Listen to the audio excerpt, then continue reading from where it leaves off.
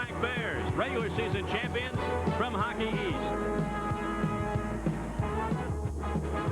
And hello, everyone. Welcome to our first semifinal game today. I'm Tom Mees along with Wally Shaver. We'll meet Jim Rich at ringside in a moment. Wally, the Northern Michigan Wildcats, a team that hasn't lost since before Christmas time. You talk about a club on a roll. Rick Comley has one in the Wildcats. Well, they're on a roll, all right, and there's some good reasons behind it.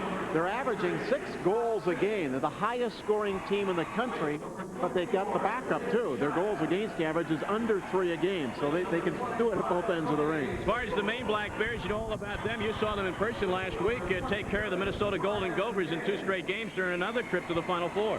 They've got a very good offensive team, too. There's one line in particular we're going to see a lot of tonight, but they've got some great talented players that can bury the puck. They are a team that played a very good defensive game last weekend, too, so we'll have to watch for their style. Should be a wide-open affair from the Civic Center this afternoon, and we'll be back for the starting lineups of today's game in just one moment as Northern Michigan gets set to meet the Maine Black Bears. Stay with us, everyone. Hey, it's great for a radio like me to sit back and relax for a minute. In case you don't know it, I'm one of the key parts of this game. When it comes to changes and strategies, I'm it. They talk on me. Now, I don't run the power play, but I'm in on it. Let me tell you, there's a guy downstairs, and I'm upstairs, and we all communicate. The coaches, the players, I mean, they talk on me. I'm a radio. I'm a power play. I got radio power for communications. Your communications is our business at Range Telecommunications. Notice when you plan to buy or sell your home, everyone knows a friend in the real estate business that's waiting to give you a great deal. Before listing with that friend, ask a couple of important questions. Will your friend give you 100% full service? Will they give you multiple listing service exposure, assistance with financing and local advertising? And most importantly, will your friend charge you up to 50% less on commission? Your friends at 3% Realty will. 3% Realty. Call them today. Twin City, Dodge, Chrysler, Plymouth, Jeep Eagle is your only full-line Jeep Eagle dealer in Marquette County. Stop in and see Twin City's great selection of vehicles. That's Twin City at 330 South Main in Ishpeming. The Marquette Catholic Credit Union wishes the Hockey Wildcats the best of luck. The Marquette Catholic Credit Union has served Marquette for many years and is with the community in cheering the Cats on.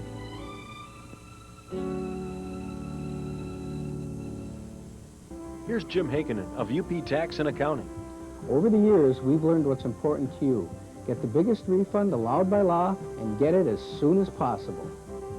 At UP Tax, we're trained to take advantage of all legal deductions to ensure your best possible return. And now with electronic filing, your refund waiting time is cut in half. So for efficient tax preparation and fast refunds, give us a call. This year, see the professionals at UP Tax. Inside. Welcome back to the Civic Center in St. Paul, Minnesota. Tom Mees along with Wally Shaver. We're almost set for face-off between the Black Bears of Maine and the Wildcats of Northern Michigan. Right now, let's go ringside. And our ringside reporter, Jim Rich. Jim? Thanks very much, Tom. You look at this tournament, there is only one West team here again. You remember it was the same scenario a year ago as there was 3 Eastern teams and just one Western team. But that team, the Wisconsin Badgers, went on to claim the national championships. This year, the only Western team is Northern Michigan. The Wildcats hail from the WCHA, and although they are the closest team geographically to the Civic Center here in St. Paul, they were the last to get here. They were supposed to charter out of Marquette, Michigan yesterday afternoon on a plane, but instead they were fogged in Marquette, so Rick Comley and his team had to take an 8.5-hour bus ride to get here. They didn't get here until 9:30 last night. They just skated very briefly at the Civic Center, so they haven't had much time to get used to the surroundings. But fortunately for Northern Michigan, they were just here 2 weeks ago for the NCAA, check that, the WCHA Final Four in which they were champions. So Rick Comley doesn't think that this will be a problem. Tom, back to you. All right, Jim, thank you very much. And we're all set as we stand at the Civic Center in St. Paul for the playing of our national anthem. For the presentation of the colors, it will be conducted by the St. Thomas Academy Color Guard from Mendota Heights, Minnesota.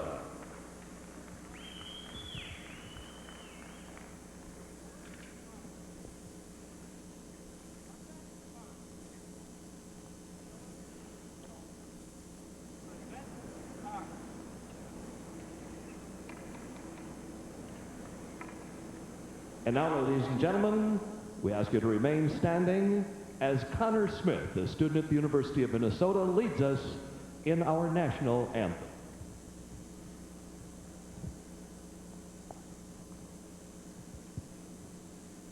Oh, say, can you see by the dawn's early light what so proudly we hailed at the twilight's last gleaming, whose broad stripes and bright stars through the perilous fight o'er the ramparts we watched were so gallantly streaming, and the rocket's red glare, the bombs bursting in air, gave proof through the night that our flag was still there. Oh, say does that star-spangled banner yet wave for the land of the free and the home of the brave? And with the singing of our national anthem here in St. Paul, let's take a look at the goaltenders. First of all, for the Wildcats of Northern Michigan, the man who's been a real bell cow in nets this season, senior Bill Pye. He'll wear number 1, 33-4 on the year. And those 30 victories on the season, Tom, represent the highest wins of any goaltender in the country. Pye has come in. He's an All-American candidate. He's an outstanding goalkeeper. On the other end, a freshman, Mike Dunham, wearing number 1 for the Black Bears. He's 6'3" from Endwell, New York. I think your first comment there says it all. He's just a freshman. Can this guy come in and meet this kind of pressure in a one-game series, unlike the best-of-3 that normally has been conducted, and do the job? There's the officiating. Ladies and gentlemen, John Gallagher is the man in the middle. He'll be the official. He's out of the ECAC. And helping out on the lines will be Terry Shug and Mark Shagos. I'll tell you, John Gallagher must have, when he drew Northern Michigan, he must have said, oh no, he did the quarterfinals in Northern Michigan, got knocked down on both Friday and Saturday, and had separate accidents in those games, had to leave one of those. We take a look at the starting lineup. Well, it's kind of a matchup of defensive centers out here. Dean Antos, a great guy on the draw with Frederick and Plandowski on the wings. Robitaille will be centering for Maine with Barkley and Pellerin on the wings. These are units that we thought would be put into defensive roles during the game, but as things get on, I'm sure both of these coaches are going to have opportunities to do some line matching. For the Black Bears of Maine, there's Sean Walsh in his 7th year. And he likes to do the line matching, and he's got the added advantage here this weekend, or at least tonight, of having the home ice advantage. He's a home team, so he can make the last change. And Rick Comley, the Northern Michigan coach, a real strategist himself. This could really turn out to be a chess game with 2 magnificent scoring machines. John Gallagher set to drop the first puck in the semifinals of the Men's Division I Ice Hockey Championships in St. Paul. Just about underway as they jockey for position and controlling it at center ice. Northern Michigan and the Wildcats shoot it into the zone. Going back to get it for the Black Bears is Matt Morton on defense. Martin off the boards to center ice. It's taken away there by Ed Ward. Momentarily, they struggle for it along the boards. It comes loose, and this is Bradley for Maine. Bradley gives back to Tony Link. Link carries the puck to center ice and shoots it in. Of course, the differences between the NHL brand of hockey and college hockey, the red line doesn't come into play nearly so much. Absolutely. It doesn't exist. So you can take those long passes and really keep the defense mobile.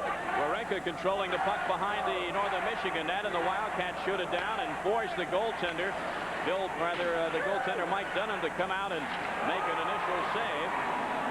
The Black Bears shoot it back into the Northern Michigan zone, and Pye tries to play it around those plexiglass boards. That's different from most arenas. We'll get into that issue a little bit later on. Jim Rich down at Ice Eye will have some more facts and figures. Northern Michigan won the WCHA tournament in this rink just a couple of weeks ago. Shooting it in for Northern Michigan is Daryl Plandowski. Around the backboards it goes. It's gathered up by Keith Carney, and Carney backhands it, but not out of his own zone. Puck is knocked up high in the air, and it comes loose to center ice for the Maine Black Bears. With it now is Jean-Yves Roy. Roy shoots it down for a line change. They've just gone with that defensive unit that started the game, went off the ice, and came right back on when the Robitaille, or the Montgomery, Roy, Downey line came out for Maine. Puck in the Black Bears zone. Imes has it intercepted, and the first serious shot on goal is taken by Joe Frederick, but an easy stick save there for the goaltender Dunham. Bit of a giveaway in the Maine zone there. Frederick had a decent shot. Well, the Michigan pitching in and almost intercepted there by Kevin Scott for a good scoring opportunity. With it now is Warenka. Warenka comes in behind the net, caused some trouble. Centering pass is deflected, and a rebound comes out right out in front. Kevin Scott was on the doorstep. Good position, and you didn't see that too much last weekend between Minnesota and Maine, where a guy was getting real tight there. The Maine defense was good at keeping the area cleared. Puck at center ice. Maine controls it. Throwing it for the Black Bears is number 24, Steve Widmeyer. Back behind the net, Pye comes out to play it up to his forwards, and here come the Wildcats. With it now at center ice is number 17, Scott Beatty. Very dangerous. The pass and a score! Beatty will get the assist, and knocking it in was Warenka. And the Wildcats are on the board. Brad Warenka is the offensive-minded defenseman. He's had an outstanding season. Student Athlete of the Year in the WCHA, first-team All-Star, and he's one of the 4 Hobie Baker candidates appearing in this tournament. As the play came back into the zone, he broke up ice. It was a 3-on-2. Now watch this nifty play. Is dropping back a little bit as Scott Beatty. Ruenka just keeps going to the net, and a backhand tip goes past Dunham.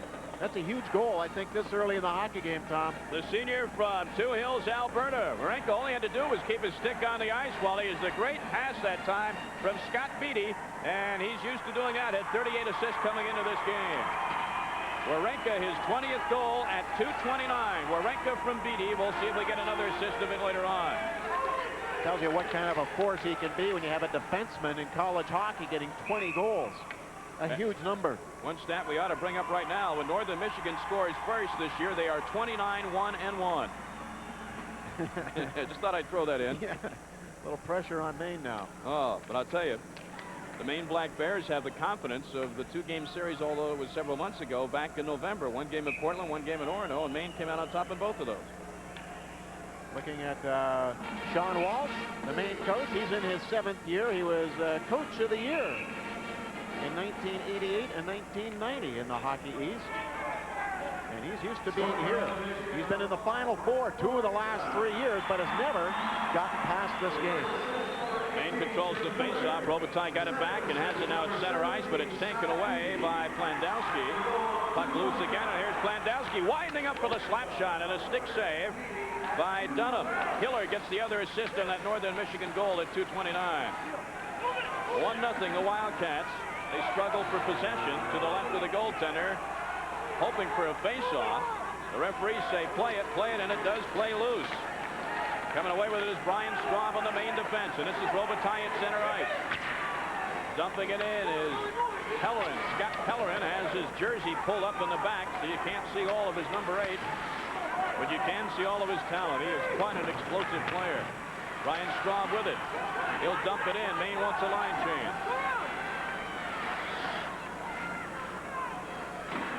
This is Sukharov with it behind the Northern Michigan net, directing traffic. Being pressured in there by number 19 of the Black Bears, Jim Montgomery.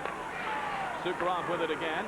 Pass is intercepted. 3-on-2 for Maine. Down the slot, the backhand. High with a save. Looked like Johnny's Waugh had a good scoring chance. And Bill Pye kept his composure. This is Montgomery. Has the puck taken away from him. To center ice we go. The Wildcats control. Carrying it into the zone is Sabo.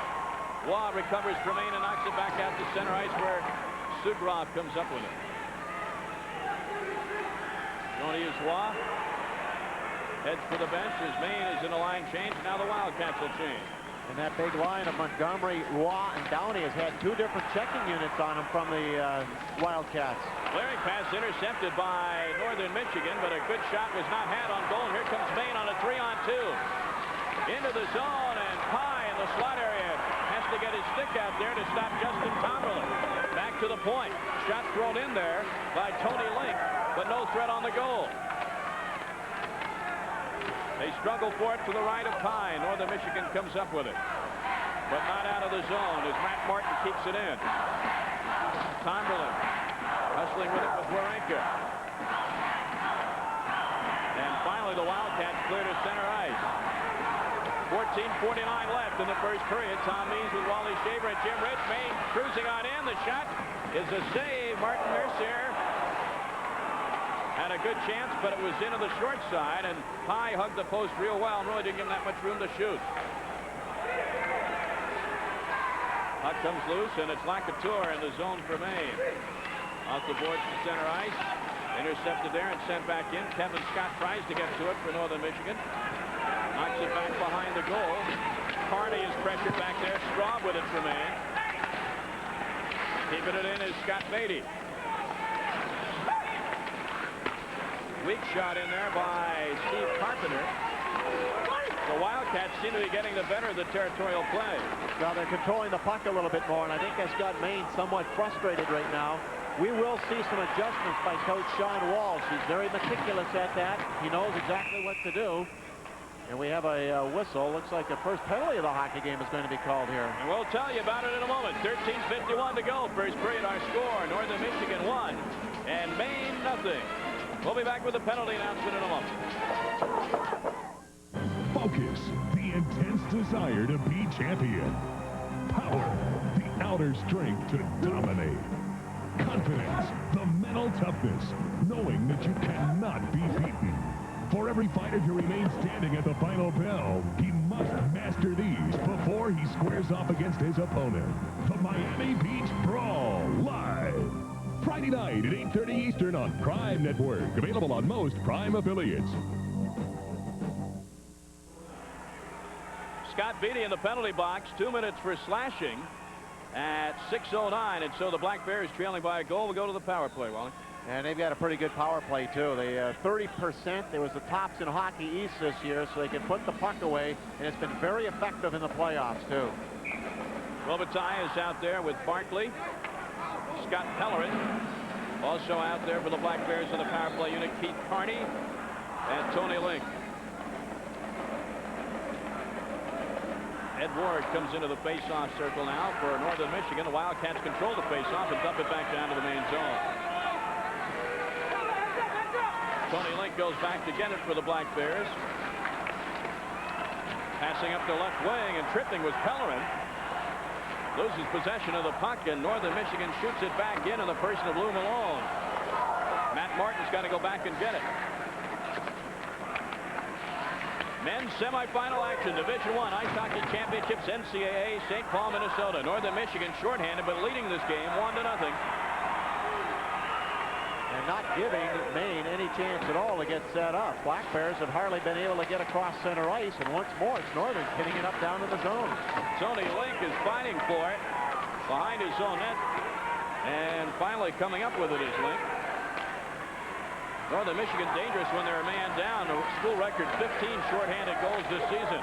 In the slot and standing on it is Carney. Gets it back and then off the post. Brian Downey will have the whole net to shoot at, Wally. He shot it off the post. And he's got a good shot. Again down the slot. The rebound is a save by Pye. Brian Downey had another shot at Pye with a glove save. Wow. Bill Pye is the reason right now that Northern Michigan still enjoys a 1-0 lead. Billy Pye had a good shot in about the first 2 or 3 minutes of the hockey game. And here's the sequence all along. This is Downey getting down low. Puck will come to him. He's wide open. Nothing to shoot at but net. Wow. And he fired it wide of the entire crease. And now here's the defenseman Carney coming down low. Look at him. He's right down on the goal line. Cuts out in front. He's had just a sensational playoff. He was telling me last weekend the reason he's doing it, he's shooting. Shooting a lot. 5 straight games Carney has picked up goals for the Black Bears. But Billy Pye makes it look like a piece of cake. I'm not going to touch that. Jim Montgomery with a face-off. Montgomery, Johnny Isla, and Downey, the front line on the power play, still has 40 seconds left.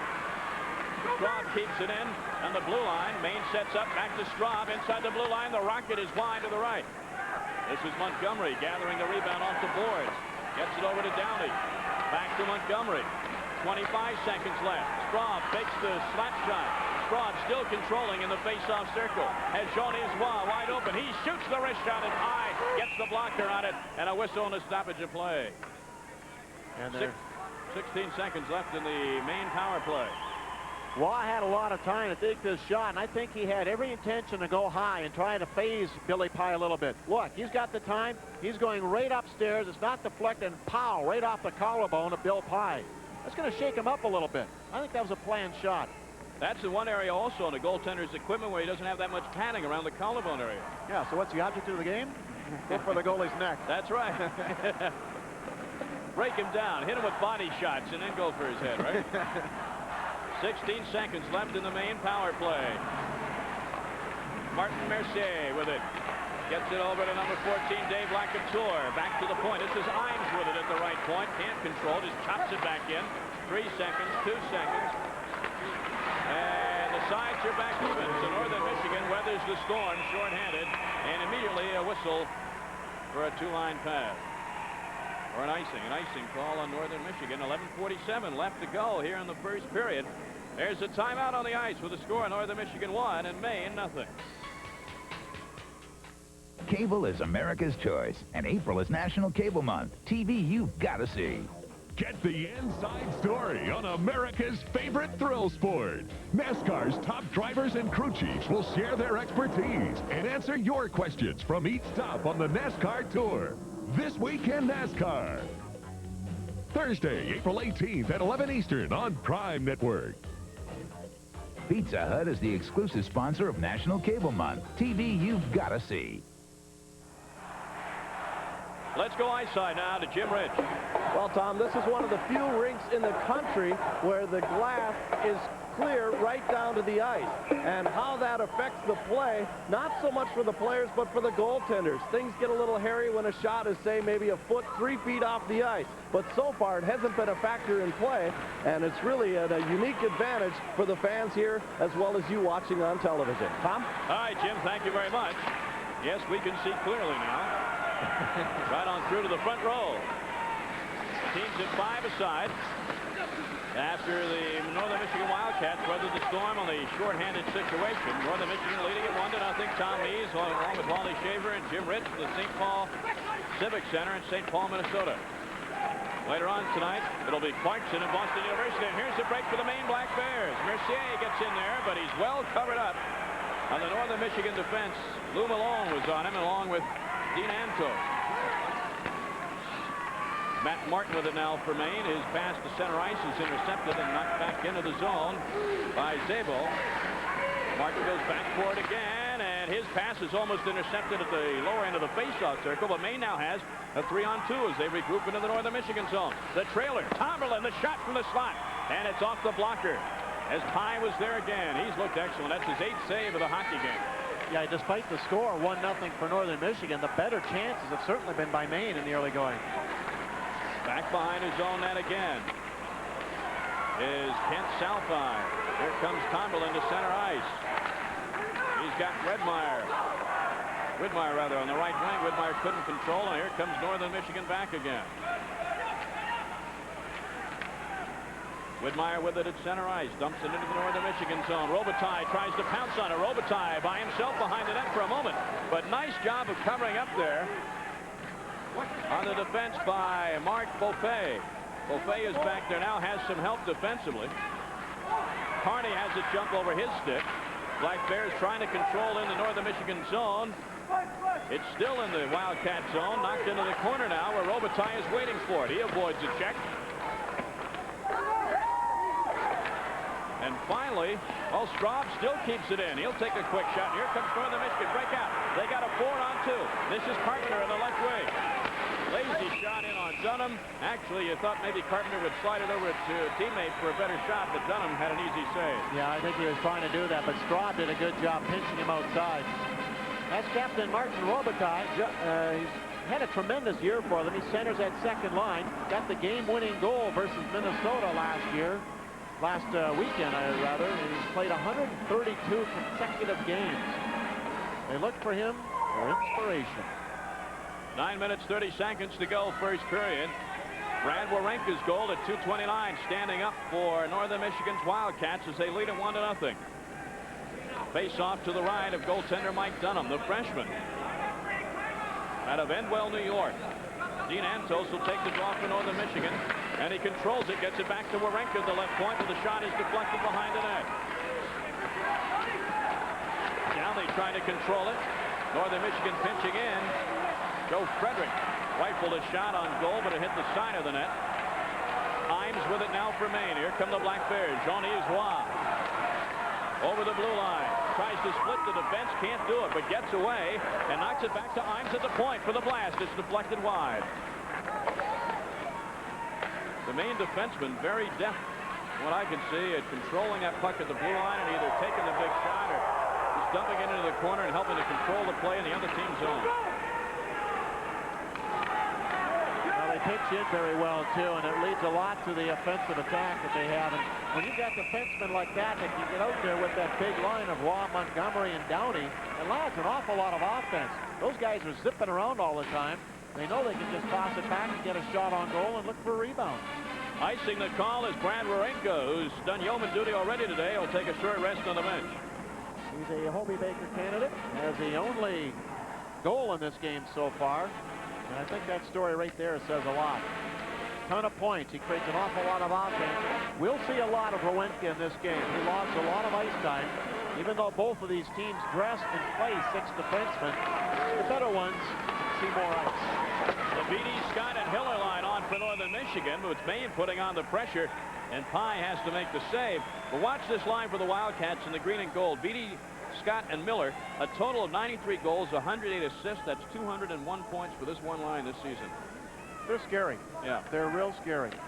Scott Beatty's sentiment on it, we were talking to him before the game for a while. He seems real loose, real relaxed. He felt, hey, so what if we got in here at 9:30 last night? We're used to this, these long bus trips. When you're out of Marquette, Michigan, and you probably still had 3 feet of snow on the ground up there, you're never in a hurry to go anywhere.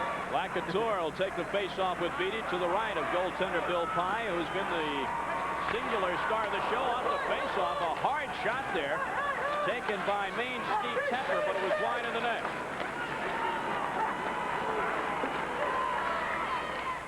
Here comes Northern Michigan to center ice. Malone dumps it in behind the Maine net. Dunham almost left it for a Northern Michigan forward. Just got his stick out in time, and back come the Bears. However, Martin is pinched in at center ice, and Northern Michigan dumps it in. And we're going to have a penalty call or not? No penalty call. Northern Michigan wanted a tripping. There might have been one easily called there, but I don't think the ref was in good position looking across ice to see it. Jim Hiller, Kevin Scott. Don't know which one of them, but one of them took a dive in front, couldn't draw the penalty. Scott with a deflection. Off the drive there by Lou Malone from the point, went high over the net. Wildcats keep it in the zone. 7:43 to go first period, and Maine just dumps it out for the icing. Matt Martin will take the icing, and we'll take a timeout. 7:40 left first period. It's Northern Michigan 1, Maine nothing. We'll be back to St. Paul in a moment. Only one man can be the winner when the final bell rings. The Miami Beach Brawl, live. Friday night at 8:30 Eastern on Prime Network. Available on most Prime affiliates. Faster. Farther. First. The 1991 Diet Pepsi Track Challenge. Live Saturday at 3 Eastern on Prime Network. Back at the St. Paul Civic Center with me is Minnesota coach Doug Woog. Doug, your team was knocked out by the Maine Black Bears.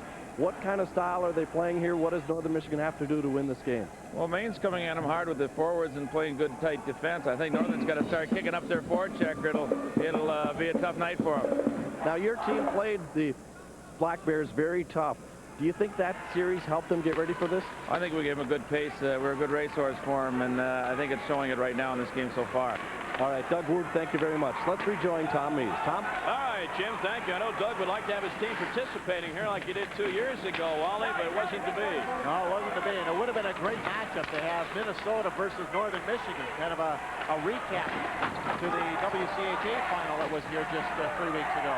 Back to action here. Northern Michigan leading at 1-0. Maine in the Northern Michigan zone. Bradley had an eye on it in the corner, but it was taken away from him by Jeff Simpson. The puck goes over the boards into the crown, and some youngsters down there scrambles for a souvenir. We take a look there at Northern Michigan. That's Tony Zabel. Right. An incredible year this kid has had. 38 goals on the season. You might say, well, yeah, this guy has a score more than that. This kid's a freshman. He's a little bit older, we might add. He's about 21, 22 years of age.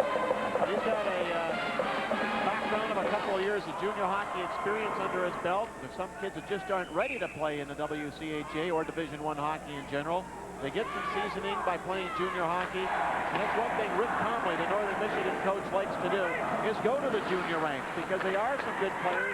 They're a little bit more mature than high school seniors. You get out of high school for a year or two, you do a lot of growing up.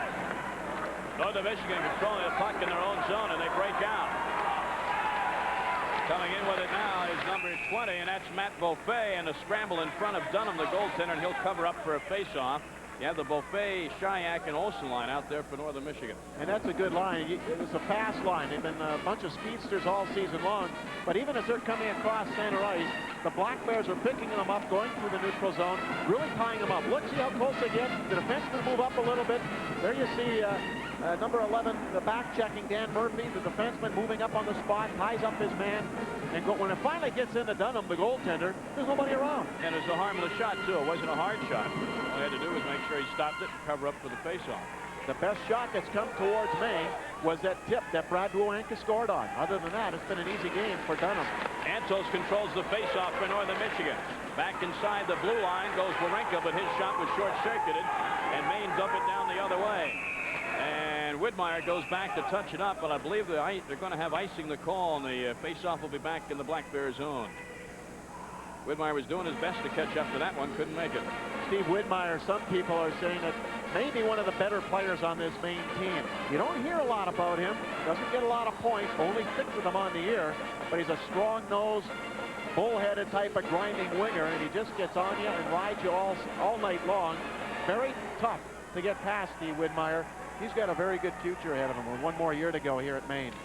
Shots on goal so far, 10 for Northern Michigan, 8 for Maine. Make that 11 for Northern Michigan. As Wawrinka put one on the goaltender Dunham, but he saw it all the way and made the stop. Wow with it now for the Black Bears of Maine. And here comes Widmeyer. Widmeyer down the right wing, into the corner he goes. Wawrinka is on him. Boy, Wawrinka is quite a two-way hockey player.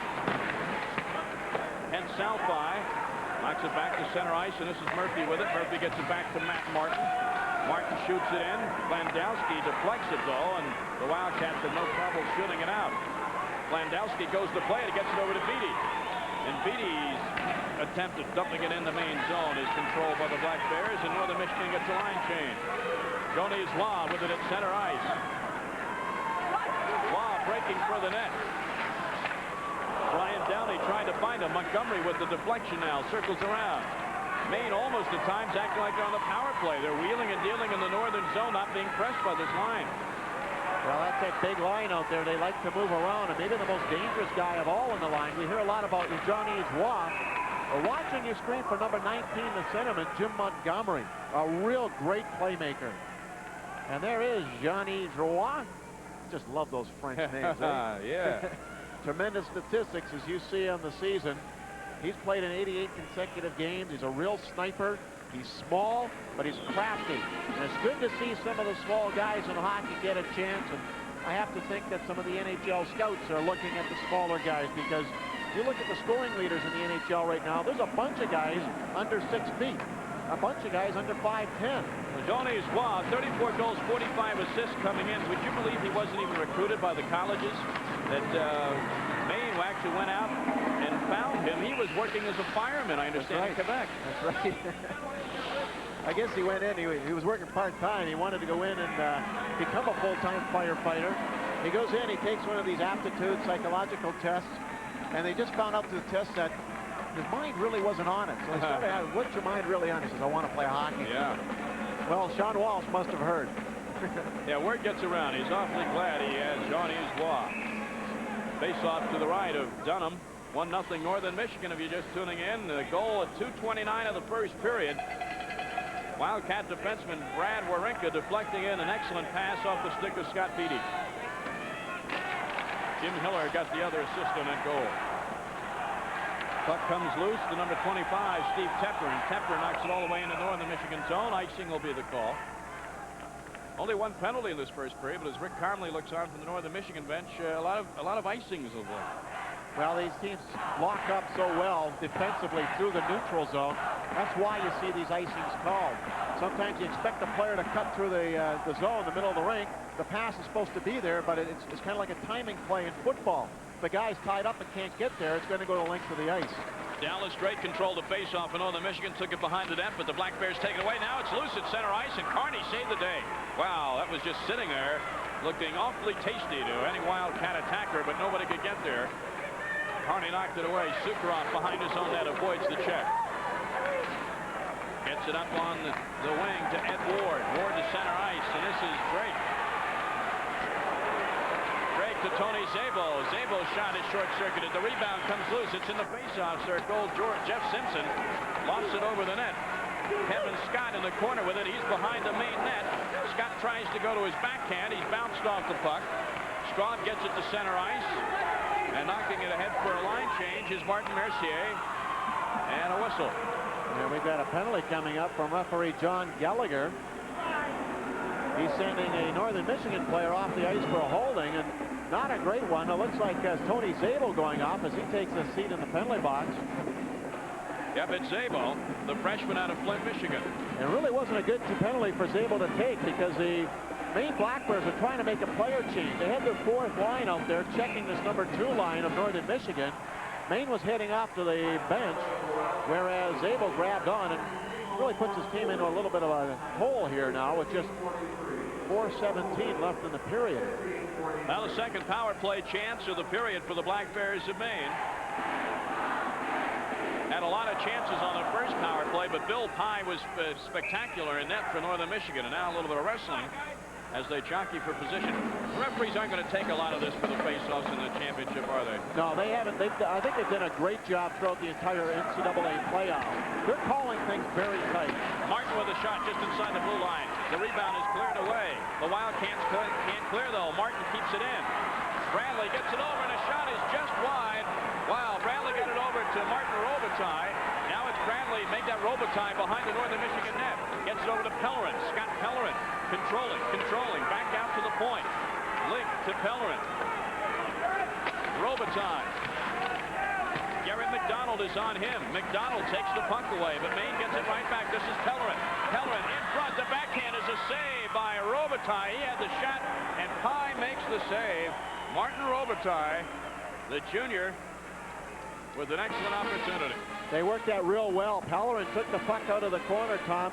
He came right out to the high slot area, but Robitaille followed right in behind him. They both came out together. So it forced a defenseman to tie up one man, and it left one guy down low a little bit later than this sequence here, and allowing Robitaille to follow up on that rebound. So it was a tough test for Bill Pye. Saw Mike Barkley there with an excellent chance. Straub can't keep it in. It's out of the zone, and Northern Michigan chasing it, and Joe Frederick catches up to it. The Wildcats are shorthanded, but remember, they've gotten 15 shorthanded goals this season. 1:10 left in the main power play. Up the ice we go. Jean-Yves Roy down the right wing. Tries to get by the defense. He's a little guy. He's got some strength, though. Montgomery now wheels it around. And back of the net for Brian Downey. Montgomery takes a hard check. Jean-Yves Roy with a lot of room. Gets it back out to the point. This is Straub. Carney. And it's intercepted there. And a nice play defensively by Mark Beaufait. One thing Northern Michigan does, like any other team, they're really aggressive and put some fast players out to kill penalties. Behind the net for the Maine Black Bears is Downey. Downey leaves it for Montgomery. Back to Carney. Carney winds up with the drive. The save, the rebound, and the slot.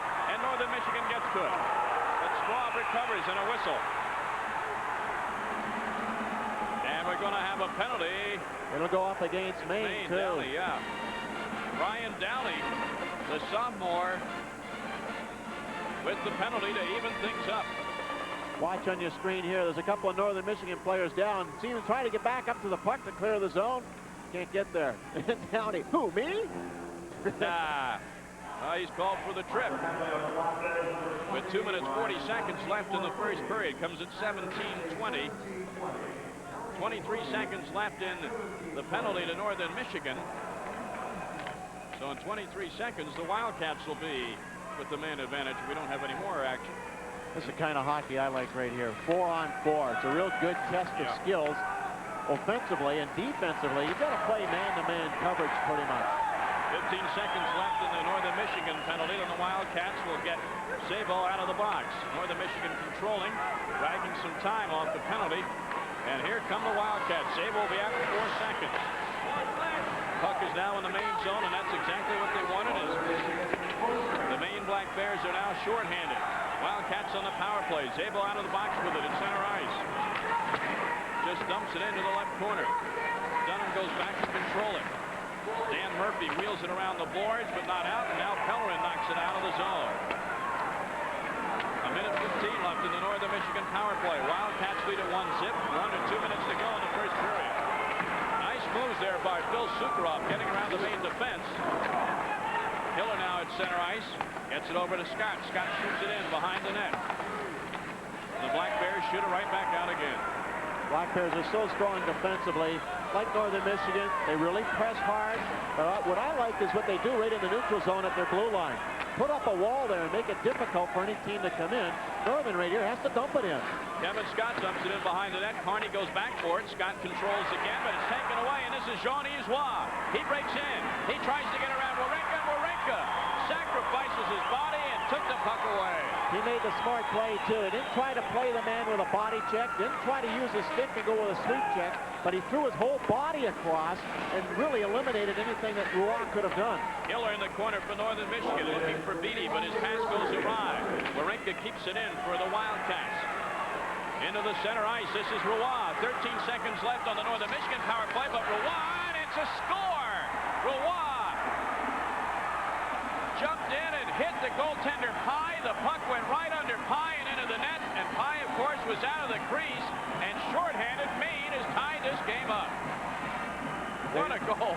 They may be fluke goals at times, but when you have a three-man collision like right here, there's not much you can do. Wawrinka is just going to try and pinch him outside, knows he's beat by his stride, so just tries to slow him down. Pye comes out trying to steer it loose, and due to the collision, it just squirts through. Roy, he uses his speed. Wawrinka is holding him up with a stick, tying him up, but Roy just got enough of the blade to keep the momentum of the puck going forward, and Pye was victimized there. Helpless. Yeah. And it's 1-1. At 19-11, a great time of the period for a goal by the trailing Black Bears. So Jean-Yves Roy, with his second shorthanded goal this year, ties it up for the Black Bears of Maine. Now remember, Maine is still shorthanded, but now only 3 seconds left on the penalty to Brian Downey, and we are even. Sukharov shoots it in for Northern Michigan. 35 seconds left in the period. We're tied at 1. Tom Mees and Wally Shaver. Hope you're enjoying the action from the Civic Center in St. Paul. Winner plays the winner of this evening's game between Boston University and Clarkson. A rugby scrum behind the Maine net as you see the time winding down. Referee says play on. Downey is tied up there now with Ed Ward. They still scrum Ward under 10 seconds left in the period. Oh, Ward, a dangerous shot. A rebound is left there, and a nice save by Dunham on Tony Szabo as time runs down. Boy, Szabo had an excellent shot right at the end of the period, but that ends the first period of play.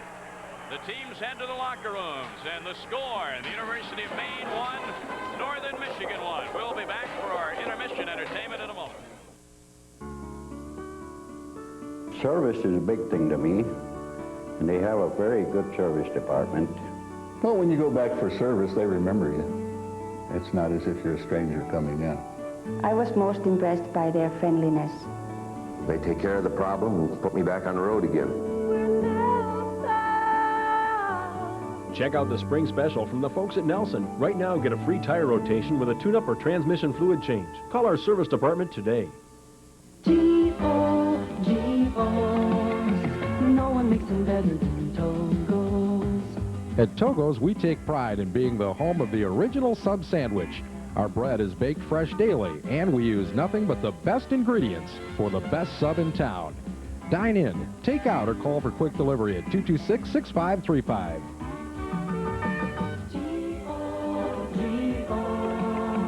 No one makes them better than Togo's. Marquette Catholic Credit Union wishes the Hockey Wildcats the best of luck. The Marquette Catholic Credit Union has served Marquette for many years and is with the community in cheering the Cats on.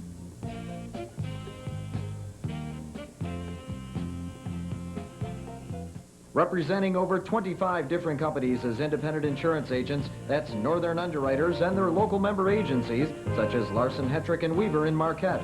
For insurance information, call Northern at 1-800-562-9773. At Jeff's Quality Market, we know the importance of convenience. That's why when shopping at Jeff's, you're shopping at many markets at once. We're a full-service butcher shop with supermarket prices. Also, a great selection of fresh fruits and vegetables. And we have a specialty deli counter to serve you. You also get the extra personal attention that's part of shopping at Jeff's. So visit Jeff's Quality Market, located across from the Marquette Mall. Of the NHL gets the sizzling shots and scorching goals on Fast. Sniper Mike Gardner and Broadway Bernie Nichols lead the Red Hot Rangers into Motown. Red Wings tonight, matinee Saturday afternoon at 12:45 on Pass. The Pistons are all fired up and ready to rock the rest of the NBA. Catch the world champs on Pass. Chuck Daly's all-star squad turns on the heat and gets their sights focused on the title defense. The Warriors' golden backcourt features Mitch Richmond and all-stars Tim Hardaway and Chris Mullin. But the Pistons court is full of world champs. Golden State at Detroit, Friday night at 7:45 on Pass.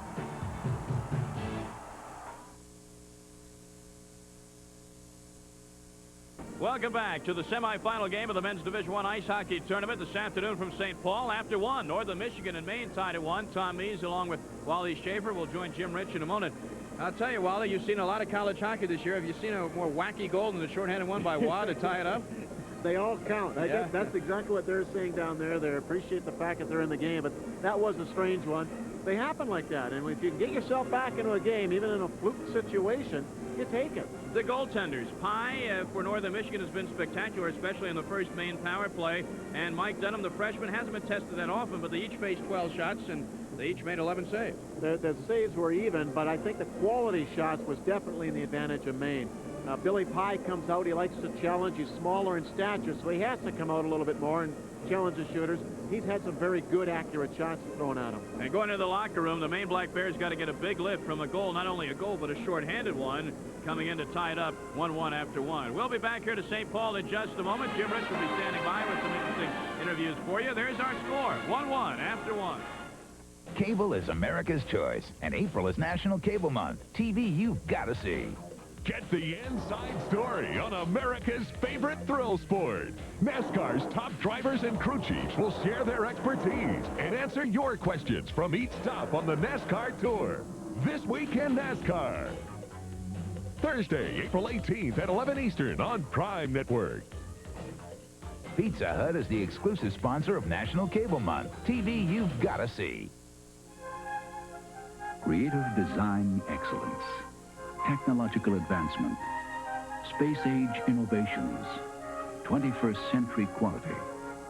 It's the best in fitness, health, conditioning, toning, and muscle development.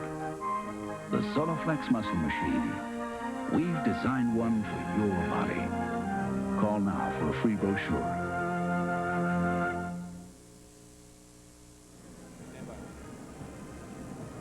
Welcome back to St. Paul, everyone. Now let's go down to ringside and Jim Rich. Jim? Thank you very much, Tom. With me is Lang Kennedy, the president of the NCAA Division I Ice Hockey Committee. And Lang, first of all, this tournament really has grown over the past years, and why do you feel that is? Oh, it really has grown, and I think part of the reason is the growth of college hockey nationwide, and I think the fan following that all these great teams now have, and also, you know, I tip my hat to the St. Paul Area Chamber of Commerce and the organizing committee right here locally in St. Paul, because they've raised the level of this championship to the point now where it is a major championship. Now you're drawing record number of fans wherever the tournament goes. Where is it headed now after St. Paul? Well, next year it goes back east, you know, and if the committee had the crystal ball working, you know, we'd have 3 Eastern teams going into Albany, but it doesn't work that way. But we're heading to Albany next year for the Knickerbocker Arena, which is an outstanding facility, and we're looking forward to that. And following the Albany tournament next year, we go to the Milwaukee Bradley Center. And then this summer, our committee will be sitting down and evaluating future sites for the next 3 or 4 years. We like to do this in advance so that the local organizing committee can have some time and study the tournament, work with the committee very closely so that they can really establish and maintain a championship level quality tournament like we have right here. Now, the standards seem to get higher and higher every year. What exactly do you look for when you approach a city or an arena? Well, first of all, you have to have a facility that can hold 14, 15, 16,000 because, you know, even with the 3 Eastern teams here in St. Paul, we're going to have a full house here. And also, that's number one. And then you look for the housing, the hotels, and the organizing, local organizing committee that will go to work and maintain and market the tournament. And we put all these elements together, and that's really what the ingredients of a fine tournament is. And then you add to that the actual working of a tournament, the officials, the backstage people, the working with the teams that are participating in the tournament, and all of these elements have to come together and mesh very closely for an outstanding tournament. All right, Lane Kennedy, thank you very much. Speaking for all the college hockey fans around the country, it's a great show. Pleasure to be here.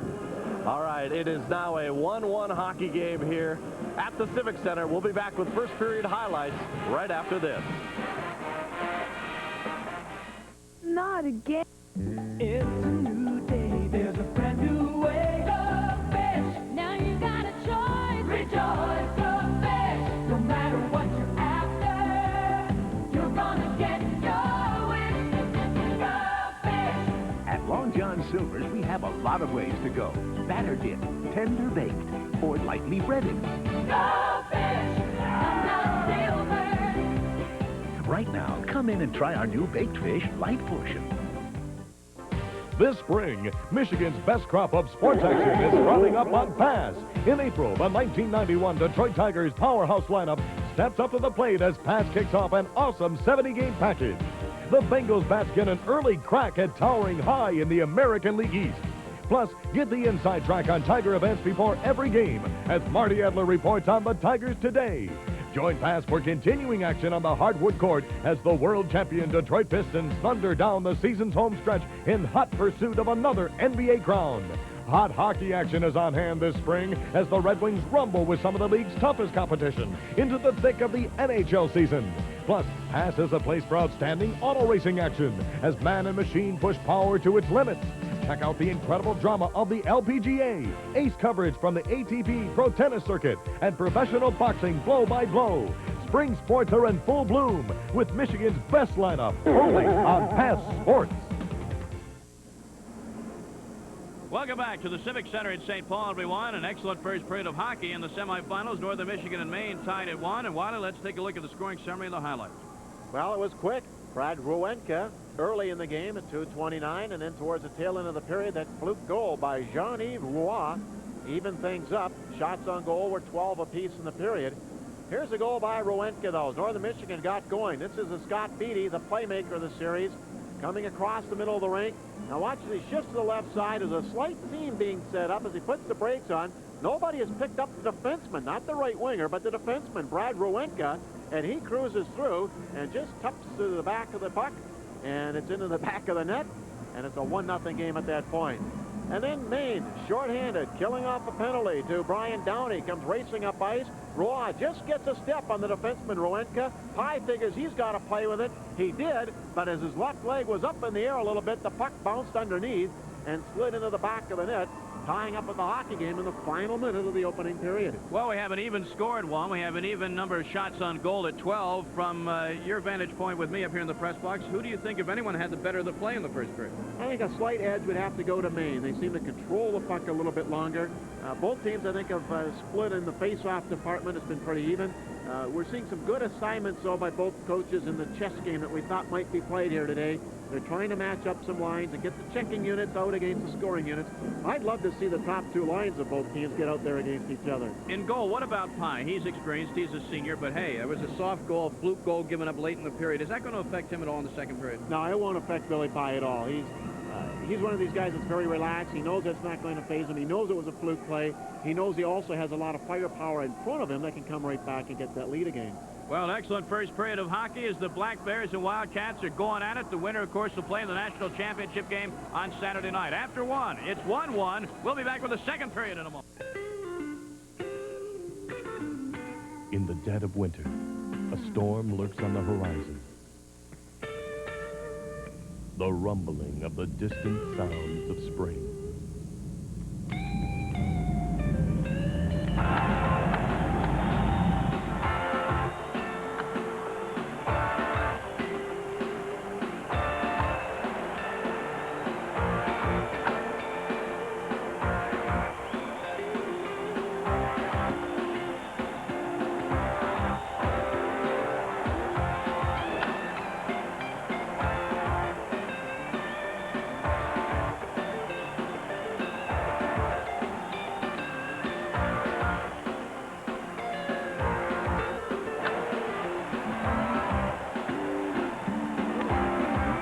Detroit Tiger Baseball.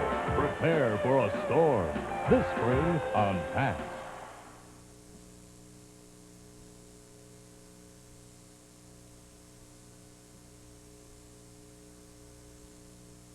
If you're having problems controlling your children or keeping yourself from hurting, and you don't know where to turn for help, call Boys Town's hotline, 1-800-448-3000.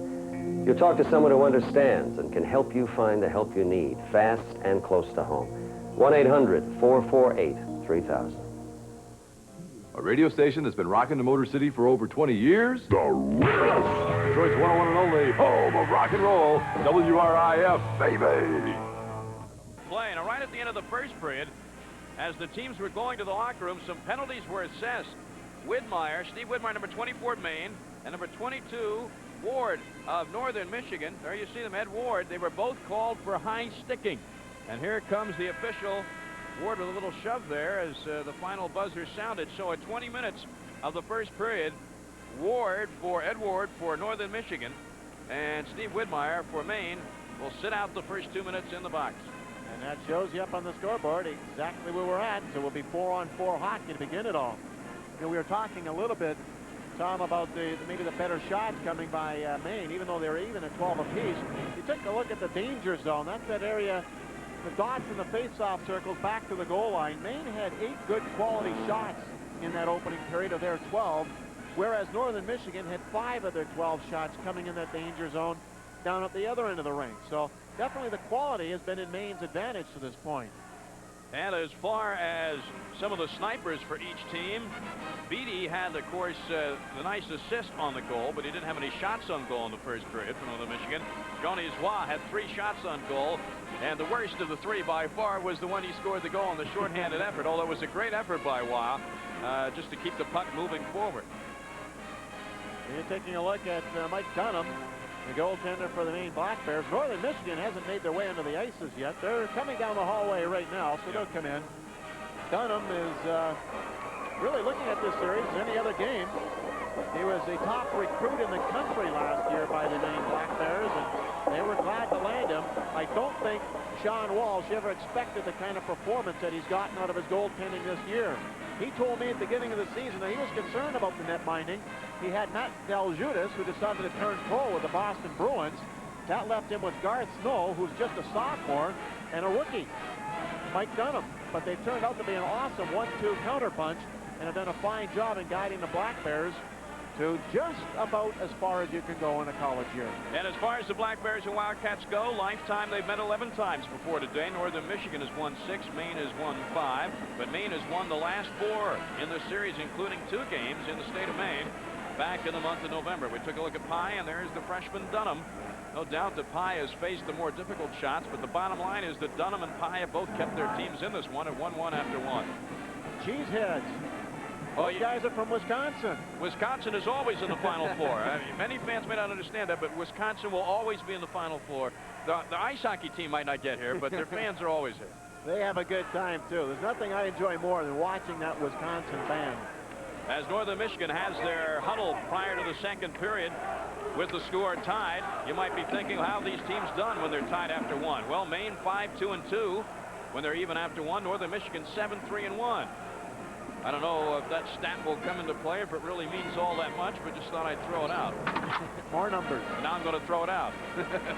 4-on-4 hockey, and that's the tough little Scott Pellerin. Good competitor. He's got that fierce look in his face.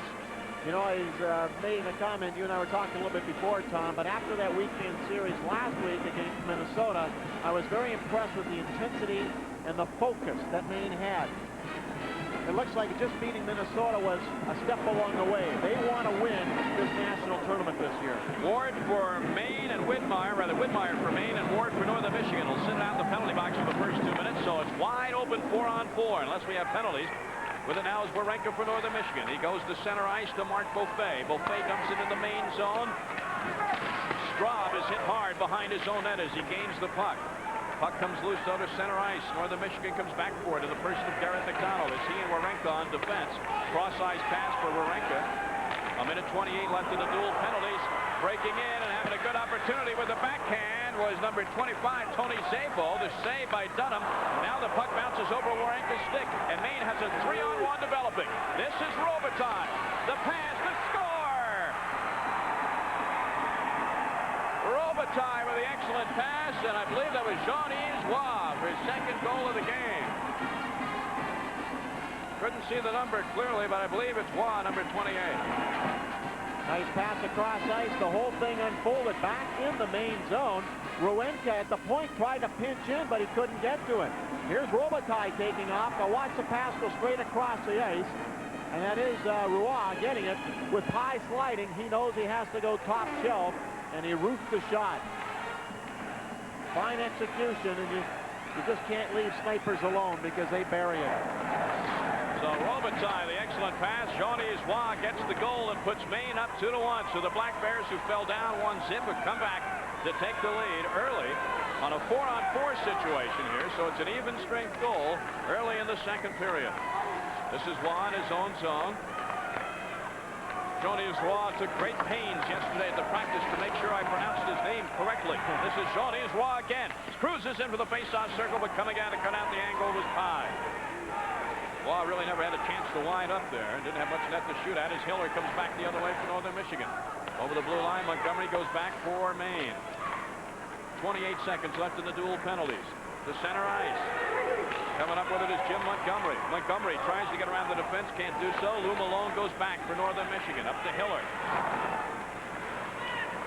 2-1, the Black Bears have taken the lead on the second goal of the afternoon by Jean-Yves Roy.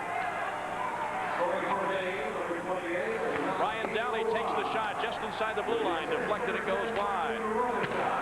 Setting it in front for the Black Bears was Dan Murphy, the defenseman. But it went well wide. And here comes Northern Michigan as the teams are 5 aside. Dunham behind his net to play the puck. Still not out of the zone. Finally dumped out to center ice, and Downey sends it back for a line change for the Black Bears of Maine. Still losing center ice. Pellerin takes a hard check there into the boards by Joe Frederick. And a whistle for offsides, and Pellerin gets his stick up. And there is the man of the hour in the state of Maine, Jean-Yves Roy. Tell you, the one thing you want is you like to see your top players having a peak performance. Jean-Yves Roy is having that kind of game. That's why he's a candidate for the Hobie Baker Award, given annually to the top collegiate hockey player. That will be announced after the Saturday night game here, following the championship contest. The winner of this game advances to it against the winner of the Boston University Clarkson game, which we'll be bringing you on the Prime Network a little bit later this evening, 7 o'clock Central Time. On the offside, the face-off just over the Northern Michigan blue line at center ice. Robitaille is thrown out of the circle. Also thrown out of there for Northern Michigan is Antos. And it'll be Pellerin taking the draw with Darryl Plandowski. Puck comes back to Northern Michigan defense. This is Steve Carpenter. Carpenter gets it to center ice. Wildcats dump it in. Pellerin controls for Maine back out to center. Tom Mees along with Wally Shaver here from the St. Paul Civic Center. Semifinal game, Division I Ice Hockey Championship. Other semifinal at 8 o'clock Eastern, 7 Central Time tonight. Puck comes loose back in the Northern Michigan zone, and this is Jeff Simpson. Center ice now. Carney gets back on it for Maine, dumps it back out to center. And the Black Bears reorganize. This is Straub. Ryan Straub lugging it in over the blue line. Deep in the zone, right in front. The shot is taken. And a save. Mike Barkley was right in front, and Pye had to save the bacon there. Well, the defenseman on the play for Northern, Steve Carpenter, didn't have it tied up very well. Straub's the defenseman. He elects to rush the puck into the zone. He takes a glance across, and you see the man there all alone. Carpenter had to tie up his stick, but couldn't do it. You talk about key saves. Bill Pye is really earning his oats here today. Ryan Straub, the big defenseman for Maine, from Bozeman, Montana, the unlikely site for college hockey player. Evel Knievel's from? Is he out there somewhere? Somewhere. Snake River Canyon, I think, gobbled his up. Here comes Northern Michigan. And taking a nice shot on goal there for the Wildcats was Dave Shayak. He was a little bit tied up, and so Dunham had an easier save than it looked like at first he was going to have. Matt Martin loses the puck behind the net for Maine. Link. Maine trying to control in their own zone and get it out of there, and they do to center ice. Garrett McDonald goes back for it. Ian Wawrinka on defense for Northern Michigan. McDonald skates to the blue line and dumps it in. Wildcats go for a line change. This is Link with it for Maine. Has it taken away. Ward intercepts it. Dallas Drake behind the net. Centering pass is intercepted, and here come the Black Bears of Maine. Martin Mercier is taken down. No whistle is forthcoming, and here comes Northern Michigan. Are we going to have a penalty? Yes, the referee's arm is up. Northern Michigan, as soon as Maine touches it, there'll be a penalty call. So the Wildcats have pulled their goaltender. They now have 6 attackers on the ice. Maine hasn't touched it yet. The shot, a save by Dunham. And now the penalty. Boy, a rifle shot by Phil Sukharov from the left point there. And Northern Michigan will be going on the power play. With 15:42 left here in the second period, you'll take a look at the penalty. We'll size it up for you when we come back. Maine leads it 2-1. From 64 to 4, the favorites and the underdogs. Can the domination continue? Is an upset in the works? Rick Pitino and top coaches and players handicap the remaining teams still feeling March Madness. The Final Four preview. Saturday at 5 Eastern on Prime Network. Available on most Prime affiliates.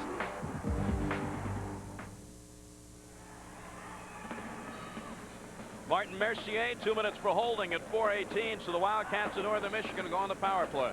And it'll be their second opportunity in the game. Their first one was not too successful. No. They got scored against. Taking the draw for Northern Michigan, Dallas Drake. He bumps it behind the main net. The Black Bears try and clear it. Do so. Johnny is Waugh whistles it down the ice, and Sukharov goes back for it for Northern Michigan. Talked a little bit earlier about the strategies of penalty killing a lot of teams like to employ this year. You have the top 2 guns for Maine out there right now, Raw and Montgomery up front to kill it off. Malone controls for Northern Michigan in his own zone. Puck to center ice, dumped in behind the net. Dunham controls at the side of the net.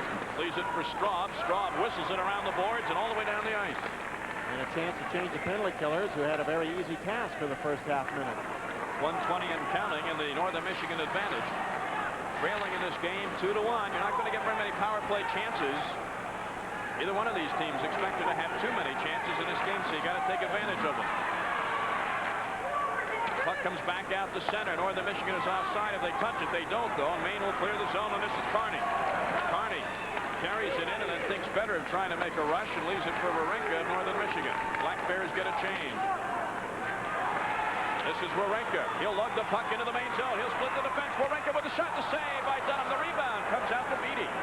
Beatty thinks better of taking the shot. Wheels around to try and set somebody up at the point. That leaves it open, and Maine clears the zone. That's the advantage of having a high-powered defenseman back there. Brad Wawrinka can break in, make things happen. He stick-handled himself through 2 people and still managed a shot. On the right wing coming up is Kevin Scott. Scott dumps it in. Northern Michigan goes to chase. Himes gets there first for Maine, but can't get it out. Puck is kept in by Beatty. Jim Hiller with it now behind the net. Black Bears try and get it out, can't do so. Hiller still behind the net. In front. Well, Malone, rather, Dean Antos. Dean Antos was right on the doorstep and almost had a quality shot, but he couldn't quite control it. 3 seconds, 2-1, and the penalty time is elapsed. perfect penalty killing by the Black Bears. As we say that, here's Northern Michigan 2-on-1 at full strength for a moment. Dave Shayak carries behind the net. Centering pass is knocked aside. Shayak again goes for it. This is Scott Beatty with it along the boards. Maine has to take it away. Black Bears got a little careless there at the end of that penalty. Maine clears the center. Malone and Sidroff on defense. This is Lou Malone. He'll dump it in behind the Maine net. Around the boards it goes. 3-on-2 set up in the face-off circle. Now pitching in from the blue line is Malone. He whistles one, but it's deflected well wide. Malone can't keep it in. 13 minutes left here in the second period. Maine leads it 2-1 over Northern Michigan. Malone again at center ice. He'll carry into the Maine zone. Dumps it in by the Black Bear defense. Forces Dunham to play it. Blink off the board. Puck lays along the boards, waiting for somebody to get it. Mark Olson goes in after it for Northern Michigan. Coming away with it is Beaufait. Beaufait, centering pass attempt goes awry. The net is knocked off the moorings, and we have a whistle with 12:34 left in the second period. Let's go ice side to Jim Rich. Jim? Thanks very much, Tom. Right now, Northern Michigan is having a very hard time getting set up in the Maine zone. All season long, Northern Michigan has been able to get goals off their forecheck. They like to dump in and go very aggressive, sometimes even 3 men deep. But this afternoon, Maine is able to quickly move the puck out of their zone, and that's been the difference so far, as Northern Michigan has not been able to keep up a sustained tack. Thanks, Jim. Wally, Jim made a good point that apparently Maine is taking Northern Michigan out of the game plan that they've used successfully throughout the season. But it was very effective for them last weekend, too. What really impressed me with Maine, and they're not known for it, I don't think, around the country, but their defensive play. Their wingers are coming back extremely well, picking up players and tying them up. That means the defenseman can control the middle of the rink, and if that's where the puck carrier's coming, he's outnumbered 1 against 2 defensemen. Fine defensive play by Maine. Jim Montgomery carries into the Northern Michigan zone, but he's bumped effectively off the puck by Antos, and here come the Wildcats. At center ice, this is Varenka. Varenka carries in himself as he's wont to do. Not too much dumping of the puck by that big defenseman. Battling for the puck now is Blandowski. Blandowski gets it over to Dean Antos. Antos' pass doesn't connect in front of the doorstep. Antos again, along with Blandowski, trying to work a play, but it doesn't materialize, and the puck is all the way down the other end of the rink, and icing is the call against the Black Bears of Maine. 11:51 left here in the second period. Maine 2, Northern Michigan 1. We'll be back to St. Paul in just a moment. With a full-size sedan like this, power for effortless passing and on-ramp merging is a necessity. Caprice doesn't scrimp in this department. Well, it doesn't scrimp in efficiency either, with the highest highway mileage of any V8 in its class. The more I tested it, I knew nothing was going to stop this car except its anti-lock brakes. Chevrolet Caprice Classic is Motor Trend Car of the Year. When you can win over attitudes like ours with a car like this, it's got to be good. This one is terrific.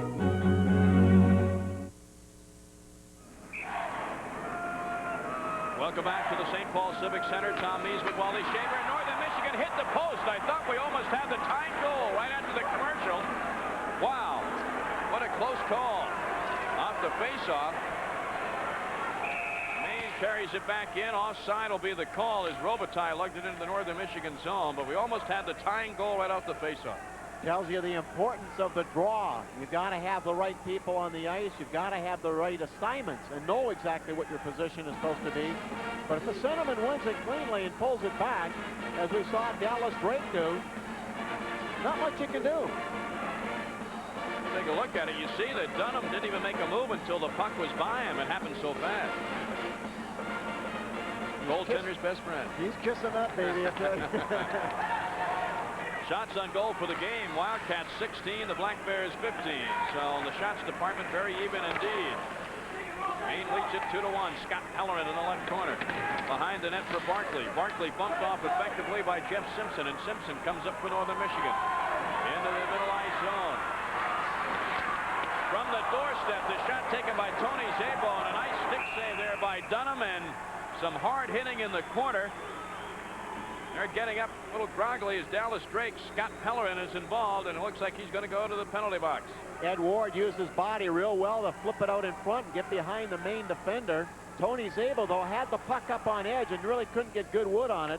Here's a collision at the end of the play, and Scott Pellerin is going to go off as he takes and interferes with the Northern Michigan player. That's Dallas Gregg, and he was shook up as he hit the boards back first. So Pellerin goes in the penalty box for 2 minutes. Wally, and the time on that penalty, 8 minutes and 49 seconds. This will be the third opportunity on the power play for Northern Michigan. Sean Walsh and company have done a good job killing up the first two. They have done a magnificent job of killing off penalties, but it's a situation where he doesn't want to find himself short-handed too many times. Great controls, and finally Carney knocks the puck off the stick. He didn't play the body, he played the puck that time, and Carney got away with it, and the puck comes back out the center. Now let's see this power play if Northern has done anything different to try and penetrate. They're not trying to carry the puck in, they're just dumping it. It doesn't seem to be working. We remember on that last power play, Brad Rowenka carried the puck in and managed to get a shot. But if the defensemen are stacked up like a wall at the blue line, not much choice you have other than dump it in. As you saw a moment ago, no power play goals in this game, but Johnny's Waugh did have a shorthanded goal. Last minute of the first period to tie the game at 1. Maine shorthanded in their own zone. The Black Bears again having nice success dumping it out to center ice, ragging some time off, and this is Malone. Malone for Northern Michigan. Straub can't handle. This is Beatty down the slot. Beatty, the pass to score! Nice. What a job by Beatty, and the score to Kevin Scott, the left winger. I'm sorry, Jim Hiller. Jim Hiller got the goal. What a beautiful pass, though, by Beatty. You notice what happened? They tried to dump it in. It didn't work. It deflected off a skate and bounced back over to Beatty as they crossed the blue line. And then Hiller just packed himself in. Here's the pass. So watch. See, it deflects right here.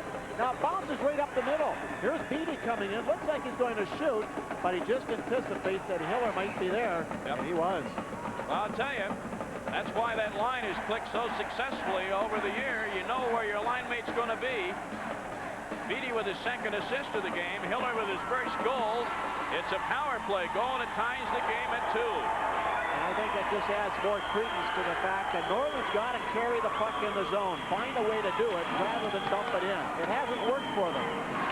Excellent puck control that time by Scott Beatty. He did a nice job.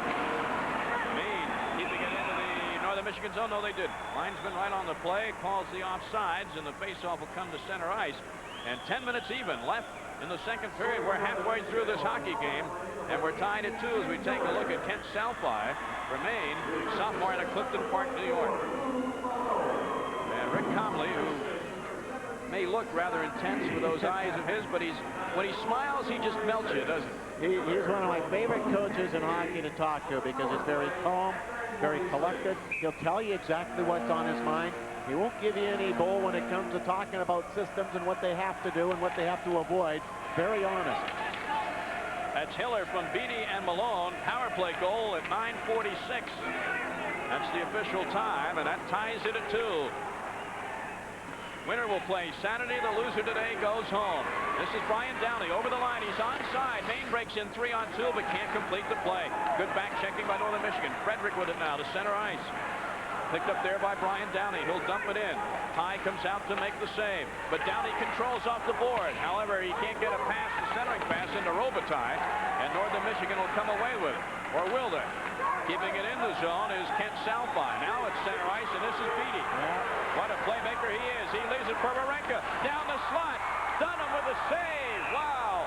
The save of this game, and a penalty will be called. What a nice play there by Northern Michigan. And that man getting up, Kevin Scott, I believe, thought he had the lead goal. Oh, he was in such a tight angle, though. He didn't have much left to shoot at. He was hooked back at center ice, and that's where the penalty was coming, was behind the plate, as Salfi goes off in the box. Too bad, because Salfi is a great penalty killer for them. There's the tip. Wow. And you see him, he's actually behind the goal line. Ed Ward is, he's trying to tip it, and he can't get much on at that point. Dallas Drake plugging away as well, or is that Scott down? That is Scott. Scott, yeah. And not much that could be done. Well, there's Salfi. He's in the box. 2 minutes for interference. The time, 10:46. Northern Michigan, 60 power play goals this year. And the one they got just a few minutes ago tied this game at 2. So the Wildcats with some momentum building. And that's a good time for them to get it. They fell behind in the game. Now they worked their way back into it. Now they're forcing Maine to take penalties. They've picked up the tempo. Controlling it is Blandowski. Blandowski works hard along the boards. Now behind the net is number 25, Tony Zabo. Drake is over there as well. Centering pass, Klendowski in front. Score! Picture-perfect play. And Tony Szabo. Or is it Garrett McDonald, number 26? Tony Szabo gets credit for the goal. Szabo, number 25. And Northern Michigan has the lead at 3-2. Nice working of the puck here. A major breakdown. Look at this. Two Maine players back there. That sometimes can happen if you get overly aggressive. Nobody left out in front. Tony Szabo just had a parking lot there. But good play along the wall. Look at the aggressiveness. Dallas Drake comes in, gets it loose. This is a little bit earlier to Klendowski. Two guys wide open. And they just picked the Maine Black Bears apart back behind the goal. I still give Maine a lot of credit, though. They are an aggressive forecheck. And even defensively in their own zone, shorthanded. Don't worry about it. They get dinged this time. Maybe next time they won't. So Szabo from Klendowski will await the word of a second assist at 11:04. And in the span of about a minute and a half, Northern Michigan has come from a one-goal deficit to take the lead. This is high behind his own net. Frederick is clearing passes, taken in. Montgomery, Maine intercepts a loose puck in front. High was down. My goodness, Brian Downey had a great scoring chance, couldn't control it. That's a couple of times in this game that Downey's had those kinds of opportunities, and he's got to start burying those. It seems like Maine is getting too much reliance on this one line to come through for them. If Northern can shut them down, that will be the key. Here come the Black Bears out of their own zone. Drake got the second assist on that last Northern Michigan goal. Beatty on the doorstep. Wow, what a setup for Kevin Scott. He couldn't put it home. Again. Scott this time for Hiller, and Hiller had a great chance. I don't think Dunham ever saw that. It was behind the net. Had it been on net, it would have been a goal. Northern Michigan all over the Black Bears now in their own zone. Fine job, just going right at it. You can see these guys are loose. They have picked it up a notch as far as their speed in this game, and they're coming in hard and heavy on the Black Bear defense. I think that's an advantage that they have probably exploited last weekend. John Walsh tries to regroup. We'll be back in a moment. Cable is America's choice, and April is National Cable Month. TV you've got to see. Get the inside story on America's favorite thrill sport. NASCAR's top drivers and crew chiefs will share their expertise and answer your questions from each stop on the NASCAR Tour. This Weekend NASCAR. Thursday, April 18th at 11 Eastern on Prime Network. Pizza Hut is the exclusive sponsor of National Cable Month. TV you've got to see. Back at the St. Paul Civic Center, and with me is Michigan State coach Ron Mason. And Ron, just your thoughts on this hockey game so far. You saw Maine last week. Well, Maine was real tentative early, and they got their feet in the ground. That goal they got right late in the first period was key for them, but it looked like Northern's turned it up a notch, and I'm really impressed with Northern's quickness up front. Now, Sean Walsh is your son-in-law. Have you given him any advice going into this game? Oh, I don't think he needs any. They got a great team, and this is a great game. All right, Ron Mason, thanks very much, and I'm sure we'll see your Spartans back here in the Final Four soon. Tom, back to you. All right, Jim, thanks a lot. Play rages on. 7:20 to go here in the second period. 3-2 Northern Michigan. Wildcats into the zone. Dunham makes a save. Wow. I'll tell you, Beauvais and Shayak really creating havoc in there. Mark Golson with it behind the net. Northern Michigan really putting the pressure on in the main zone. They're using their speed now. They're getting loose from those back-checking forwards of the Black Bears, and they're putting pressure on the Maine defense. We just saw the last time Shayak came down and burned defenseman Matt Barton just going right around him. Both teams go for a line change with 6:50 left to go in the period. Last weekend, Minnesota, I don't think, got on the Maine defense hard enough. We're seeing Northern Michigan doing that right now, so they obviously thought there was a dent in the armor there last weekend, and they're exploiting it now. Link carries into the main zone. This is Pellerin behind the net to Robitaille. Robitaille gets to it. He's got a man open to the point. That's Imes. Imes just dumps it into the Northern Michigan corner. Pellerin with it for Maine. Scott Pellerin still with it. Black Bears trying to get their feet back on the ground. They maybe have been rattled. And this is Ward. Ward gives it to Szabo. Szabo one-on-one with a shot. It hits the outside of the post. Dunham may have got a little bit of that puck too as it went by. Breaking out with it for Maine in his own zone. Defenseman Dan Murphy. This is Robitaille. Robitaille over to Barkley. Barkley as Robitaille cut to the net. He was well covered, and let's go down to Jim Rich for an injury update. Jim? Broken clavicle. Thanks very much, Tom. We have some bad news to report for the Maine Black players. Number 14, Dave Lacatour, broke a clavicle during that first period. They've taken him now to a local hospital to get him fixed up, but Sean Walsh loses one of his better players with Dave Lacatour gone for the rest of this afternoon. Tom? Well, that's his fourth-line center, Lacatour, junior out of Natick, Mass. 16 points on the year, but a good checker, and that's something Maine's going to need. Yeah, and that's the line that has been used against the second line of the Wildcats a little bit earlier. With Lacatour out, and means Sean Walsh has two options. Float another centerman into between Mercier and Tepper, or just plain not use that fourth line. Face off to the left of goaltender Bill Pye, who's been excellent today for Northern Michigan. Got victimized on that shorthanded goal at the end of the first period, but I don't think he really faulted him for it. He was trying to make a play, and it was just a weird goal. That's all. Puck is loose in the main zone.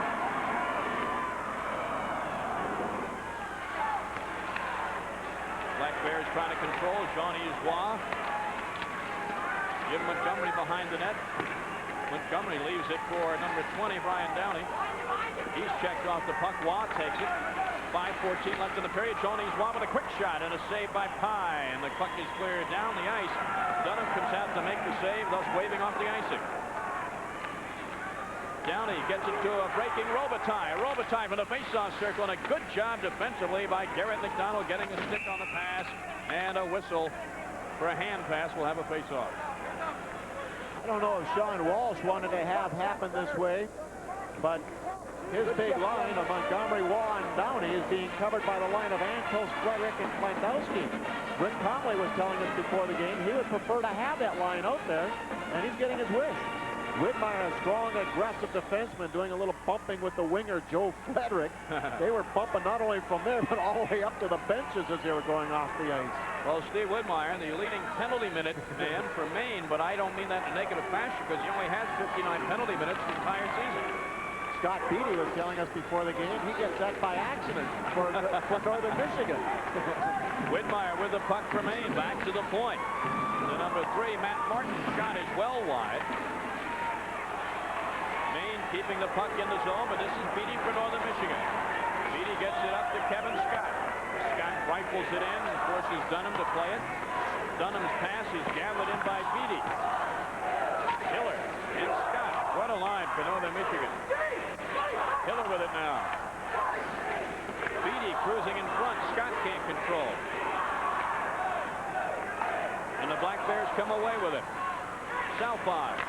The shot. Quick shot from the blue line by Matt Martin. May have surprised Bill Pye a little bit, but he had good reflexes and got a stick on it. Tomberlin with it for the Black Bears. Keeps it in, and this is Mercier. 3:55 and counting left in this second period. 3-2 Northern Michigan. Zabo trying to stick handle past his man. Gets a good shot off anyway, as Murphy was right on him. Good job of a sniper. They're going to get loose. He managed to shot. Along the boards, they fight for it. Officials have done a good job not blowing the whistle too quickly in those situations. And the shot at the point is blocked. And here comes Wade Mercier for Maine. He did a good job blocking the shot, but he will not end up with a shooting opportunity, as he was played well by the Northern Michigan defense. Drake with it. Leaves it for the defenseman Simpson. Loose puck in front. Mercier is knocked down, but still has the presence of mind to clear it.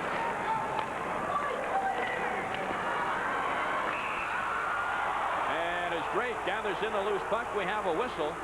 We'll be back to tell you about it. 3:06 left in the second period. Northern Michigan leads it by a score of 3-2. The hottest teams, the hottest action, and now the hottest athletic gear. Available from the new Passport Shop catalog. Authentic, durable, American-made quality sportswear with our colorful Passports logo. To obtain your free catalog, call the Passport Shop at 313-930-GEAR. That's 930-4327. Call the toll-free customer service line that's listed in the catalog to place your order. Payment is convenient using major credit cards, check, or money order. The teams, the games, the sports, and now the official Pass gear from Passport.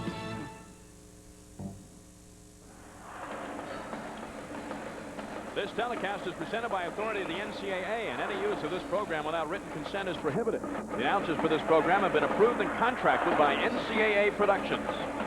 That last shift, we did see Mercier and Tepper out there. Tomberlin, the third-line center, had gone out in replace of Dave Lacouture, who has gone and left the game because of a broken bone. Brian Downey races for Maine, gathering in the loose puck in the northern Michigan zone. Tom Mees with Wally Shaver, live from the St. Paul Civic Center National Semifinal game. Later tonight, it's Clarkson and Boston U at 8 Eastern, 7 Central Time. Right now, the matter at hand, Maine and northern Michigan. The Wildcats with a 1-goal lead at 3-2. Maine has it at center ice for a moment. Downey to Waugh. Downey gathers in a loose puck, and this is Ronius Waugh. Right on him with Joe Frederick. Carney with it.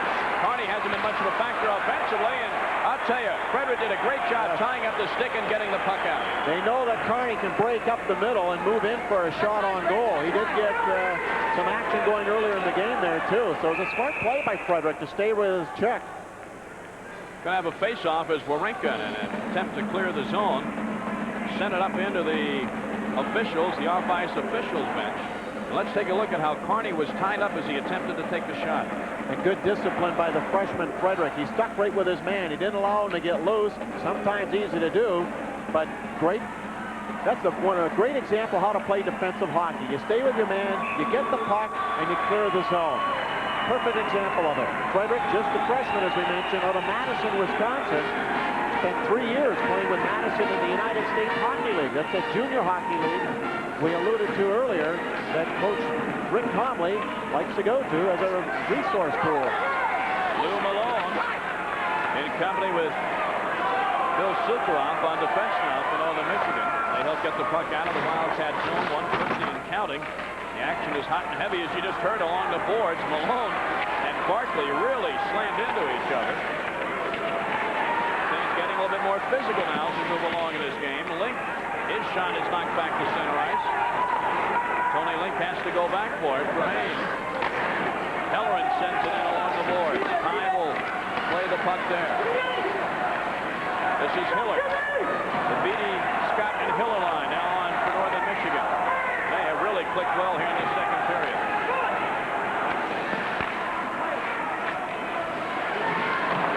Maine trying to intercept the action in the Northern Michigan zone. We have a whistle and a face-off. Montgomery thought he had the puck, but he fell down, and right as he fell down, Kevin Scott fell on top of him. And the referee, Gallagher, was sitting up on the boards, and when he was about to lose his balance and go flying into the bench, he's going to blow the whistle. And there's some good checking right out in front of you. Barkley ramming his man up along the wall. It's intense out there. 1:10 to go in the period. 3-2, Northern Michigan leading. And the shots on goal now for the game, the aggregate shots, reflect the fact that Northern Michigan has dominated this period. It was 12-12 at the end of one. Northern Michigan has 23 shots on goal now. Maine just 16. And the officials, we have a stoppage of play here. I'm not sure why. Maybe a broken stick. Second period, Dunham has made 9 saves for Maine. Pye has made just 3 for Northern Michigan. So the Wildcats have carried the play. And they carry a 3-2 lead. Wawrinka with it at center ice. And his pass into the corner goes just over the boards, and that's why they make the announcement at all the games. Management will cheerfully refund the price of your ticket if you want to leave now, but if you don't, look out for flying pucks. Selfie now has got moved into from a left wing spot. He's taking his face-off. Good on the draw. We saw him a few times last weekend take critical face-offs too. A real intense competitor, works extremely hard. Nice little shot there on Beatty to slow him down right off the draw. Final minute of play in the second period. 3-2 Northern Michigan. Remember, it was the final minute of play in the first period when Maine scored a goal, tied up at 1. Mercier is back, bumped off the puck, and this is Wawrinka. Wawrinka cannot clear, and he's got to go back for it again. 40 seconds left in the period. Garrett McDonald will clear along the boards to center ice, but it's picked up there by Murphy. Murphy just dumps it back in, and Maine goes for a line change. 30 seconds and counting. Hiller over the blue line, tries to leave it for Beatty, doesn't go, and coming back up the other way is Montgomery. Montgomery carries in, 18 seconds left, he's tied up. Murphy can't get it loose. Montgomery finally does. He's got a man at the point in Straub. Can't get it there, though, and Northern Michigan excellent at covering up in their own zone in this period. Downey behind the net, 4 seconds left. Straub just got to turn and shoot. He does, and high with a save. That was a legitimate shot by Straub. It was on net. And at the end of the second period, the Northern Michigan Wildcats skate off with a 3-2 lead. We'll be back with more intermission activities in just a moment as Prime Network continues its hockey coverage. Feltner Plumbing and Heating is ready when you're in need with trained, prompt, courteous service reps with 24-hour emergency service. Feltner specializes in residential and commercial repair, remodeling, or new construction, featuring the Carrier system, the ultra-energy efficient heating and cooling system, and with 36 years of service behind them, you can feel secure that the job will be done right the first time. For all your plumbing and heating needs, call 226-9751. Feltner is your authorized Carrier system dealer. We're not comfortable until you are. Hey, it's great for a radio like me to sit back and relax for a minute. In case you don't know it, I'm one of the key parts of this game. When it comes to changes and strategies, I'm it. They talk on me. Now, I don't run the power play, but I'm in on it. Let me tell you, there's a guy downstairs, and I'm upstairs. And we all communicate. The coaches, the players, I mean, they talk on me. I'm a radio. I'm a power play. I got radio power for communications. Your communications is our business at Range Telecommunications. At Beefaroo, we make it from scratch, and we're cooking it just for you. And doesn't it look great?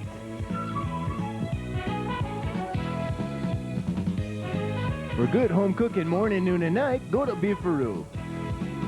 We make it from scratch, we're making it now. We make it all day in our own special way. We're cooking it just for you at Beefaroo. Your ninja skills are reaching their peak. They can handle the stick better than Wayne Gretzky. Wayne Gretzky? They're snazzy. What the heck was that? Looked like sort of a big turtle in a trench coat. They're jazzy. You guys eat pizza? Let's go for it! And they don't mock turtle soup. What is your name? They're Teenage Mutant Ninja Turtles. Kawabunga.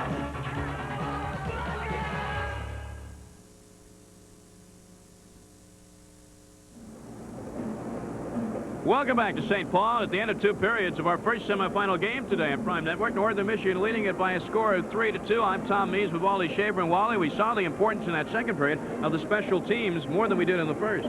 Certainly did. It was 4 of the 5 goals today have come with special teams. A couple of power plays, 1 shorthanded, and a 4-on-4 situation. When you get that 5-on-5, I think the edge has gone in favor of Maine, but special teams, the speed of Northern Michigan has really carried through. Scoring summary, of course, Maine came out at the end of the first period, was tied 1-1, and Johnny's gave them a 2-1 lead, and 47 seconds, but then Hiller and Zabo, and that Hiller line, that Beatty line with Hiller and company has really been playing well. They have. They're an awesome line. They're very explosive. They got a lot of offensive abilities out there. They pass the puck well. They've been skating together ever since the middle part of last hockey season, so they've had a lot of time together. They know where each person's going to be. 2 power play goals is the difference in this game. So at the end of 2, it's Northern Michigan 3 and the Maine Black Bears 2. Stay with us. When we return to St. Paul, Jim Rich will be chatting with the coordinator of officials for the NCAA, Mr. Charles Holder. This spring, Pass has more of what you're looking for. The hottest sports action in April. Major League Baseball. The 1991 Detroit Tigers storm onto the scene carrying big bats. Lead off an incredible 70-game pass package with 9 live games in April as Sparky sends his sluggers to the plate to pound the White Sox, Blue Jays, and Yankees. NBA basketball. The Pistons are rallying in April to regain their winning ways as the champs ward off the league's toughest teams in 3 live games. Auto racing. Warm up your spring with high-charged racing at the Miller Genuine Draft 200. Plus sound off on This Week in NASCAR. College baseball. There's Big Ten battles on the baseball diamond. Major indoor lacrosse. The Detroit Turbos are gunning for their first ever championship. Pro Beach Volleyball. The Beach Boys are back for another season of excitement in the sand. Plus, the CCHE Year in Review, Fight Night at the Palace, and Size Up the Green Jacket as we preview the Masters. Incredible action in April. Only on Pass Sports. Just watch us.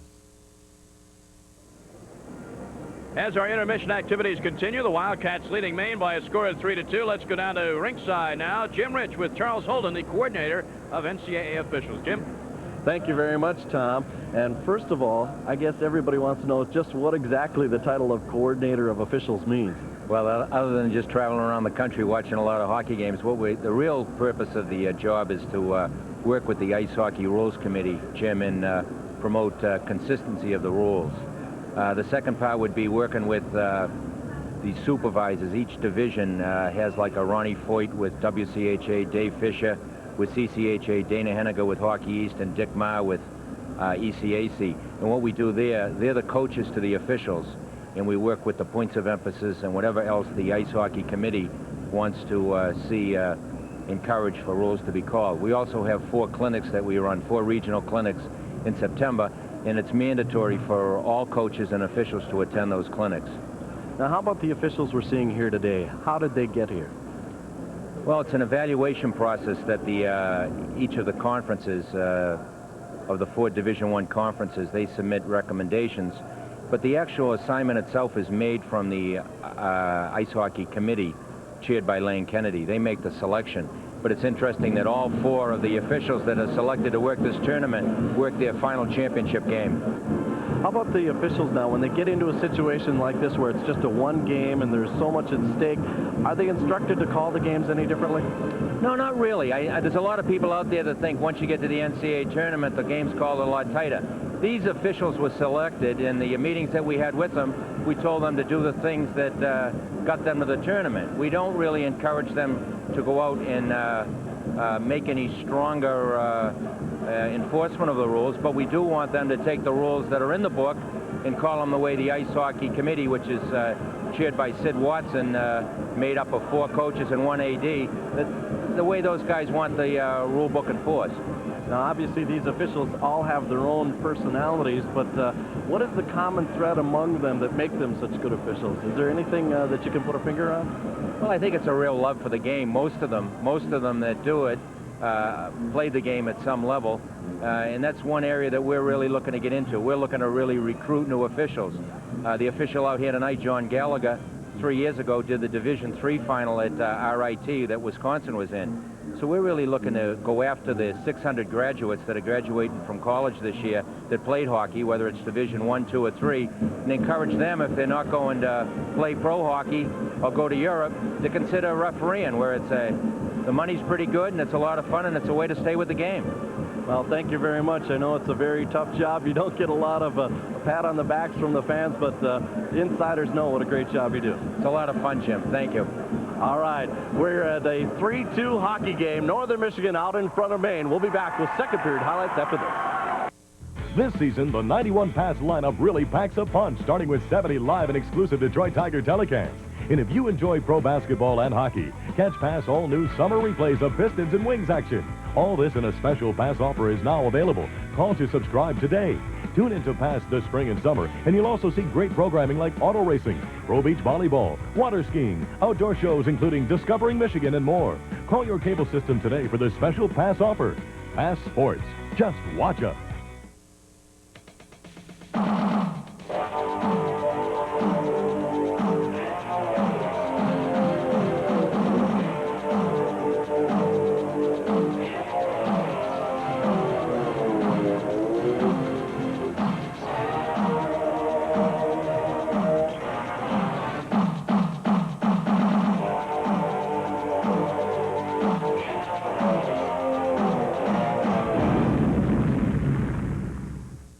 Passes it up to a layup here. Got it! Watch incredible action from the Detroit Pistons all over again. Take another look at great Red Wing goals. Pass Sports presents Summer Coolers. For die-hard hockey and basketball fans, the season never has to end. Throughout the summer months, Pass will replay some of the best games this season has had to offer, in addition to our outstanding off-season update shows. For a great way to beat the summertime heat, watch for Summer Coolers, coming soon on Pass Sports. And welcome back to the Civic Center in St. Paul, Minnesota. There's our score. I'm Tom Mees along with Wally Shaver. And early on in the second period, the Maine Black Bears came out and grabbed what proved to be the only lead of the hockey game so far. Jean-Yves with the goal 47 seconds into the second period, and so Maine had a 2-1 lead, but then the Northern Michigan power play got cranked up. They got cranked up all right, and they started putting some goals away.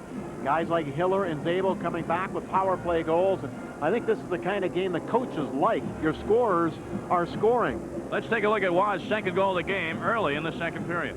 Brad Roenka was trapped up ice. This is a 4-on-4 situation. Coming down as Martin Robitaille gets it across to the sniper. He knows the goalie's probably going to go down. That means I'm going upstairs.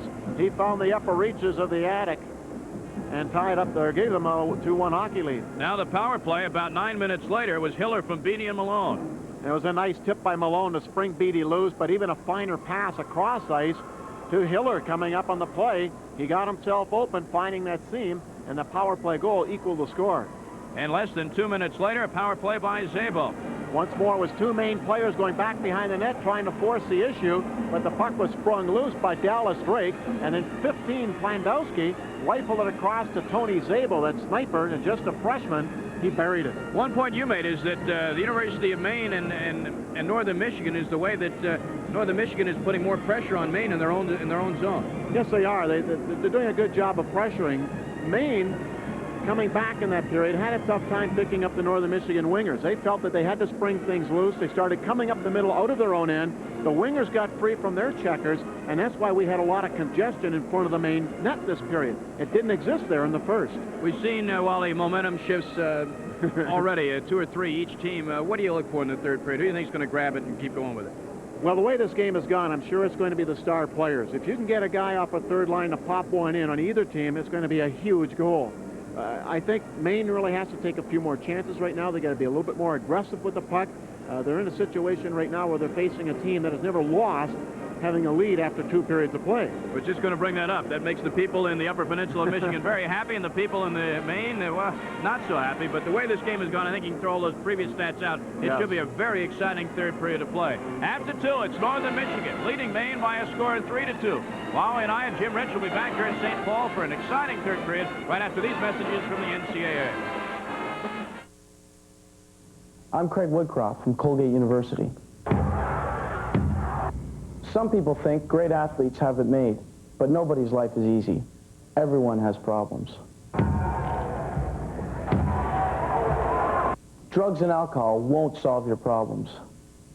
If you or someone you know needs help or information concerning drug abuse, call this toll-free number, 1-800-662-HELP.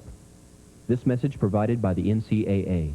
We see in intercollegiate athletics today with the number of minority there was not the formation or the avenue for minorities to get more collectively involved. This committee was formed to create opportunities for a greater diversity of involvement in intercollegiate athletics. Now you have a diverse group of people within the governance structure to take forward changes that need to obviously occur.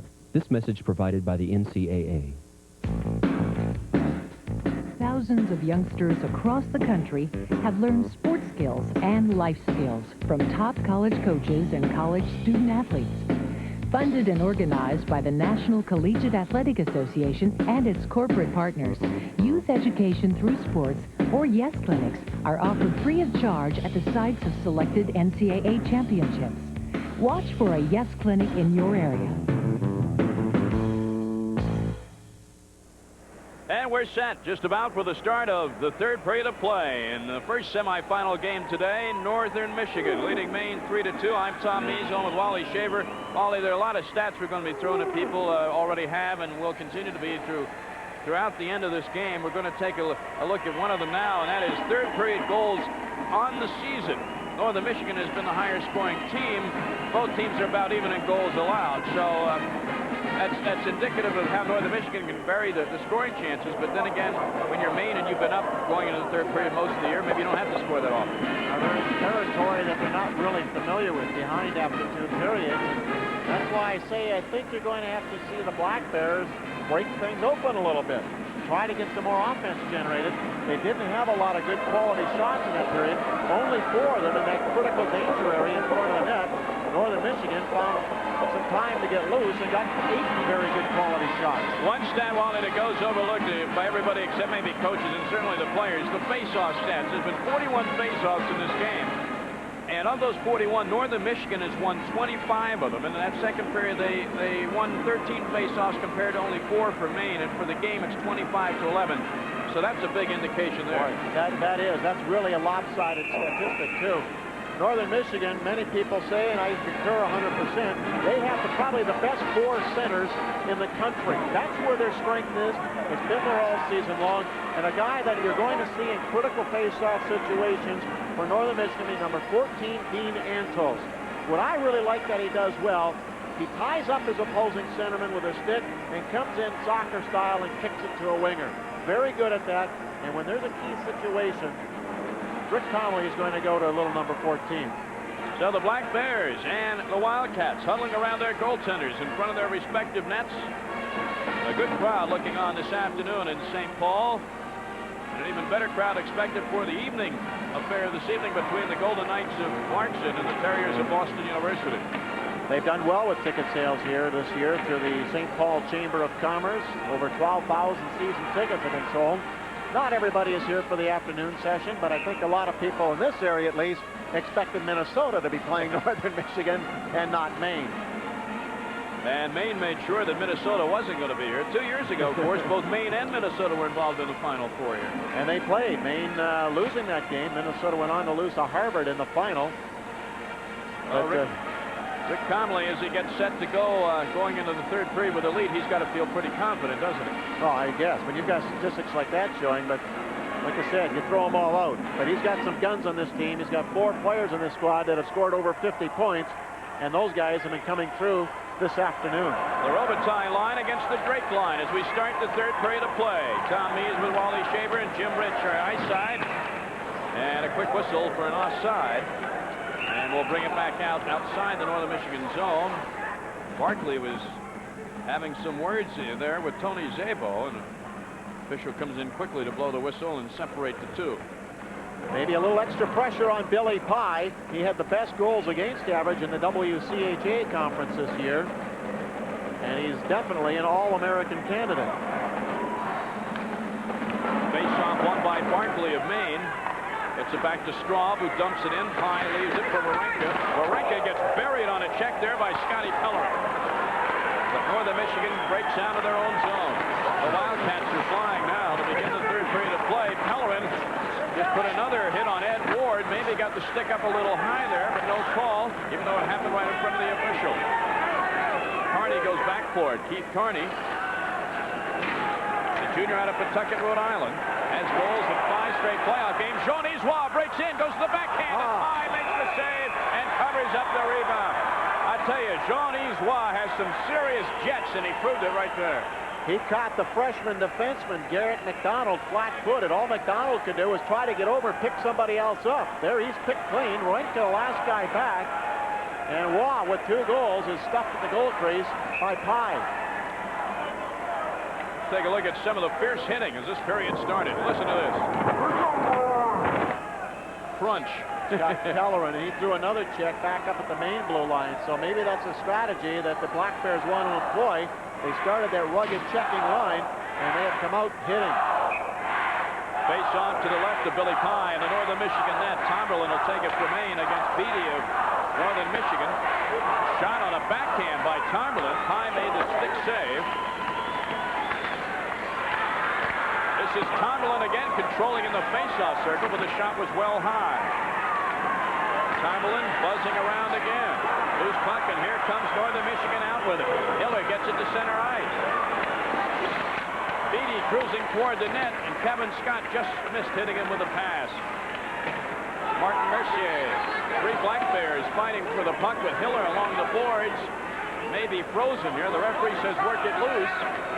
Boy, I tell you, they're doing a good job not whistling these scrums along the boards. They want the players to decide the issue here. And a shot off the post. Wow, Northern Michigan, Scott thought he had a goal. You can hear that thing ding all over the arena. Another shot from the blue line is deflected wide. It happened so fast. Beatty's shot is deflected. Hiller with it. It's the short side and the save by Dunham. That's that dangerous line. Scott, Beatty, and Hiller. They keep coming at you all game long. And once more, they're just pummeling goaltender Mike Dunham. That's the scrum off the boards. Here's Hiller getting a loose. Scott out in front. He figures it's in. Crank off the bar. He's trying to draw the goal. Referee Gallagher doesn't buy it and lets the play go. Hiller made the play, and Scott thought he had the goal. When you see a hockey player lift his arms and stick high, it means he thinks it's in. And it's a little bit embarrassing when it ain't in. I got to tell you. He's going to hear about it from the goalie and the defenseman of Maine.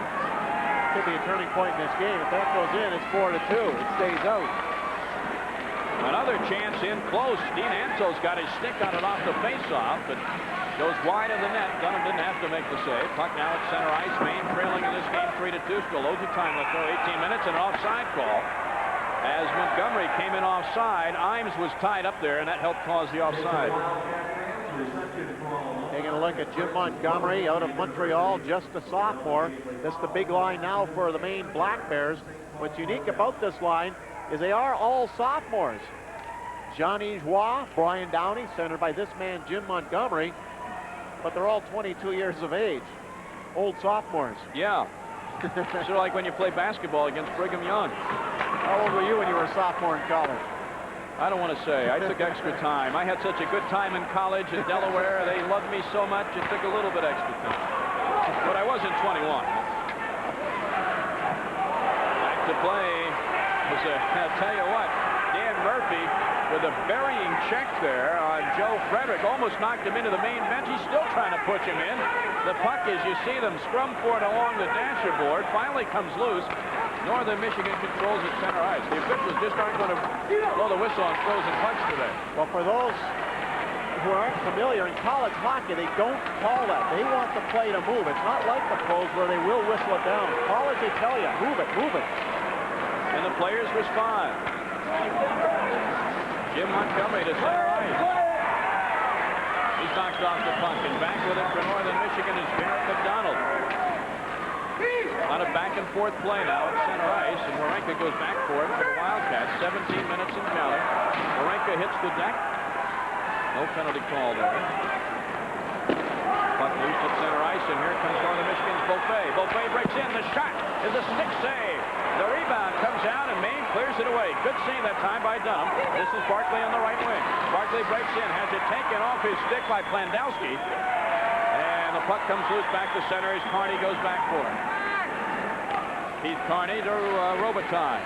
Martin Robitaille can't get around a defenseman, or the defense, I should say, of winger Dave Shayak, who just planted him at center ice. Walsh is just livid. He's getting Gallagher an earful as he skates by. Play right in front of our ice side camera in the off-ice officials bench. See who comes away with it. It's Northern Michigan. Sukharov in his own zone. Well, Sukharov dumps it in. Linked with it behind the Black Bear net. Works it around the boards. Wildcats keep it in. Going for it is Shayak, rather. He won't get it. Tony Szabo knocks it back in behind the Maine net. Link goes back for it for the Black Bears. And here comes Maine finally getting out of the zone. This is Southeye. Southeye is met at the blue line and bumped off. And Northern Michigan is doing a good job now, much better job in the second period and here in the third period of stopping Maine at center ice and at the blue line. And we have a whistle. And the player is down. That's Lou Malone, defenseman, a junior out of Milford, Michigan. He tried to get up and thought better of it. And it's his left leg that he's looking at. He tried to stand up on it, but it's the left angle. And they're taking a look at it right now, trying to sort it out. All right, 15:35 left in the third period of play, and we'll take a look at that injury and update it for you when we return. Our score, Northern Michigan 3 and Maine 2.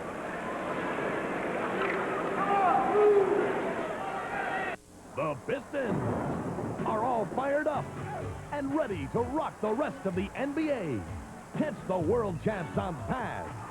Chuck Daly's all-star squad turns on the heat and gets their sight focused on the title defense. The Warriors' golden backcourt features Mitch Richmond and all-stars Tim Hardaway and Chris Mullin. But the Pistons court is full of world champs. Golden State at Detroit, Friday night at 7:45 on pass.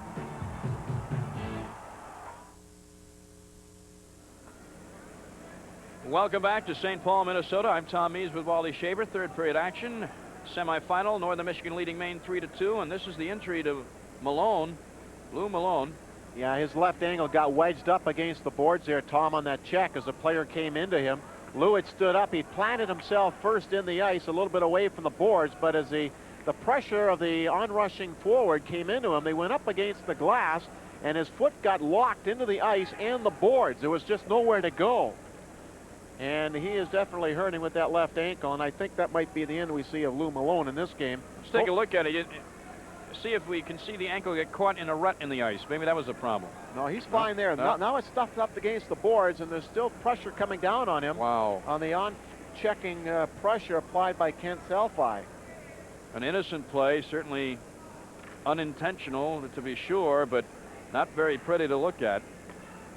That could hurt Northern Michigan somewhat down the stretch here because Lou Malone he's in his junior year. He doesn't get a lot of points. He has only 1 goal this year, but he's a very steady, consistent defenseman.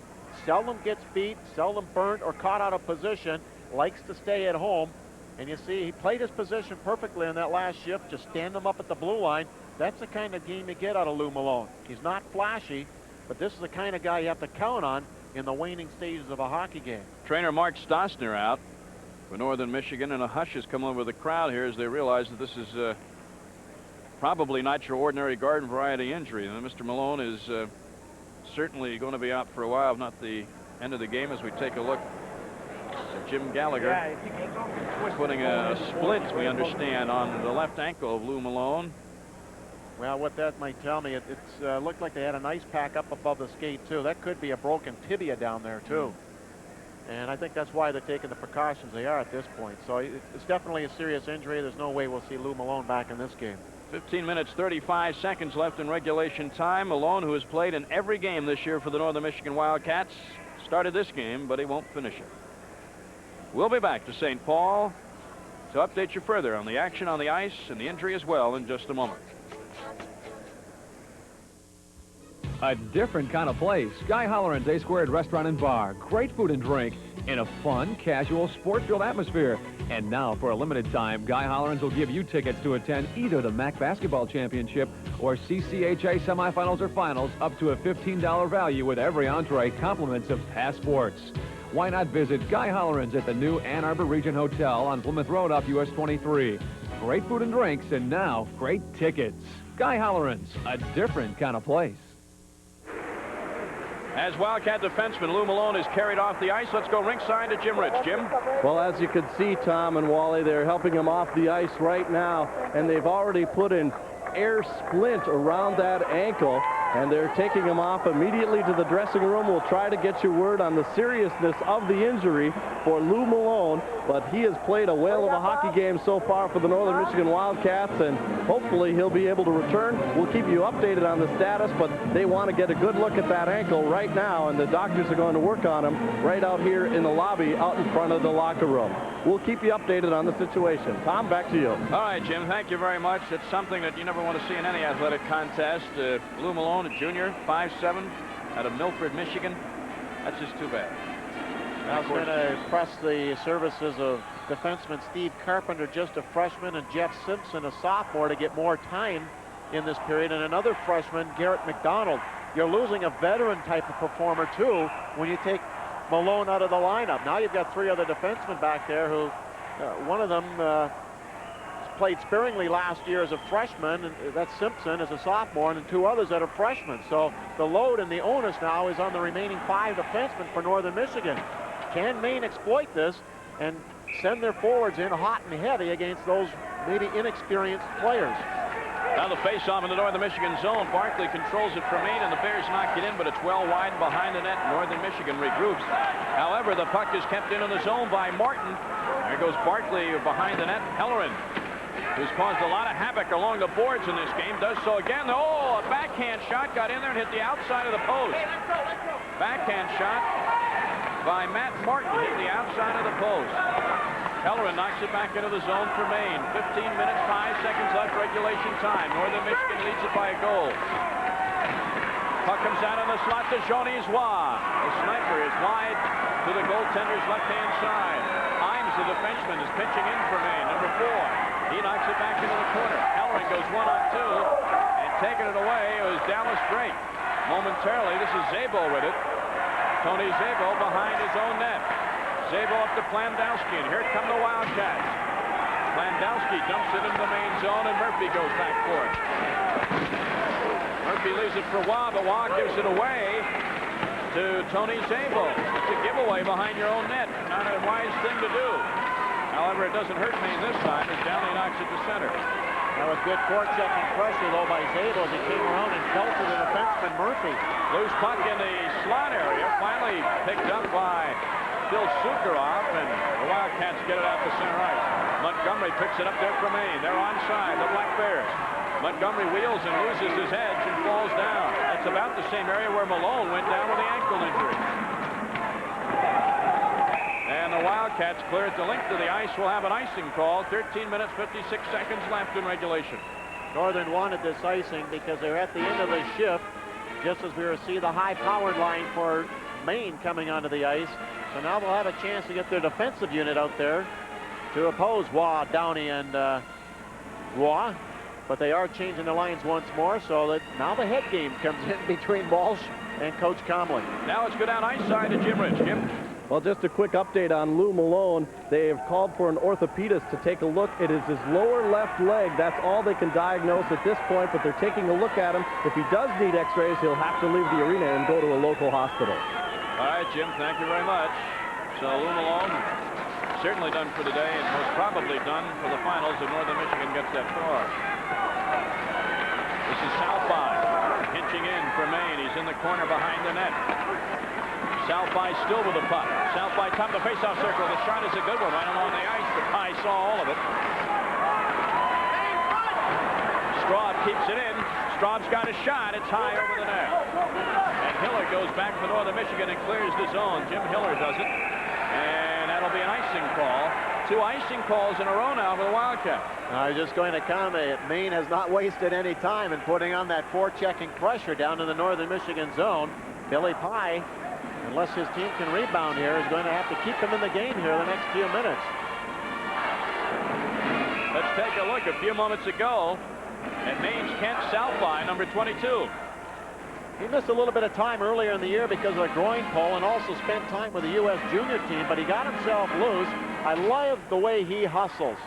He almost single-handedly destroyed the Gophers last weekend in penalty killing, and you're going to see him out there in key defensive roles. Tomberlin controls the faceoff. Back to Carney from the blue line. It's a rocket, but right on the stick of Billy Pye. Like Carney's got a shot. That's the first time all game he's really had the opportunity to wind up from that blue line, let it go. Whitmire, as the puck is right back in the Northern Michigan zone.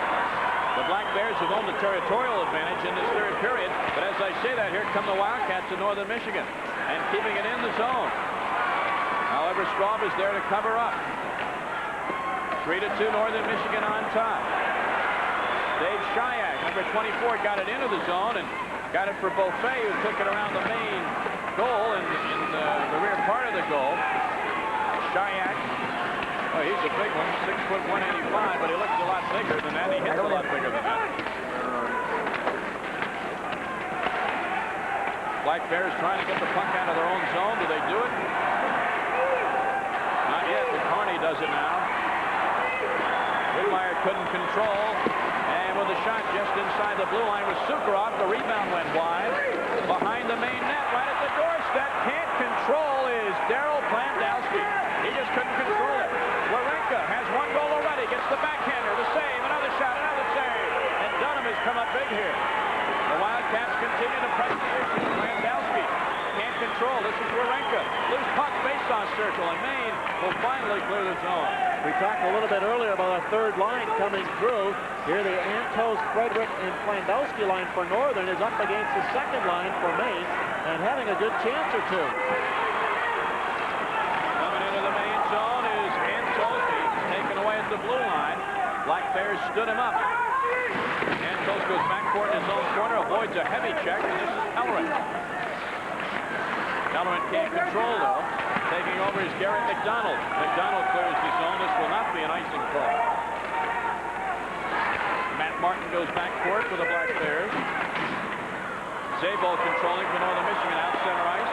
He's onside. He's got Drake on his left wing. Leaves it for him, but Drake couldn't get it. Zabel still with it.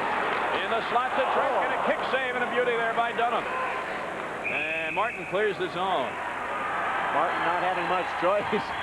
Northern Michigan coming right back after the flurry down at their zone to put it right back on Mike Dunham. This is where the goaltenders are really critical in the game. You hate to put pressure on them like it, but they know that this is a situation where they have to shine. Sukharov turned it up ice immediately on the transition game.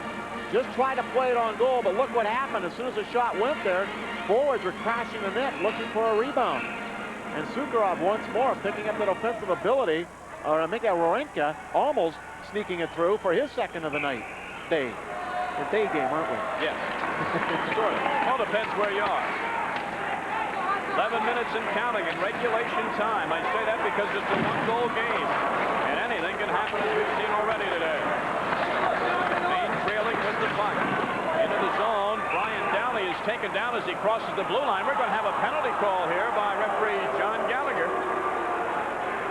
I believe it's going to be against Northern Michigan. Going to the penalty box is Dallas Drake.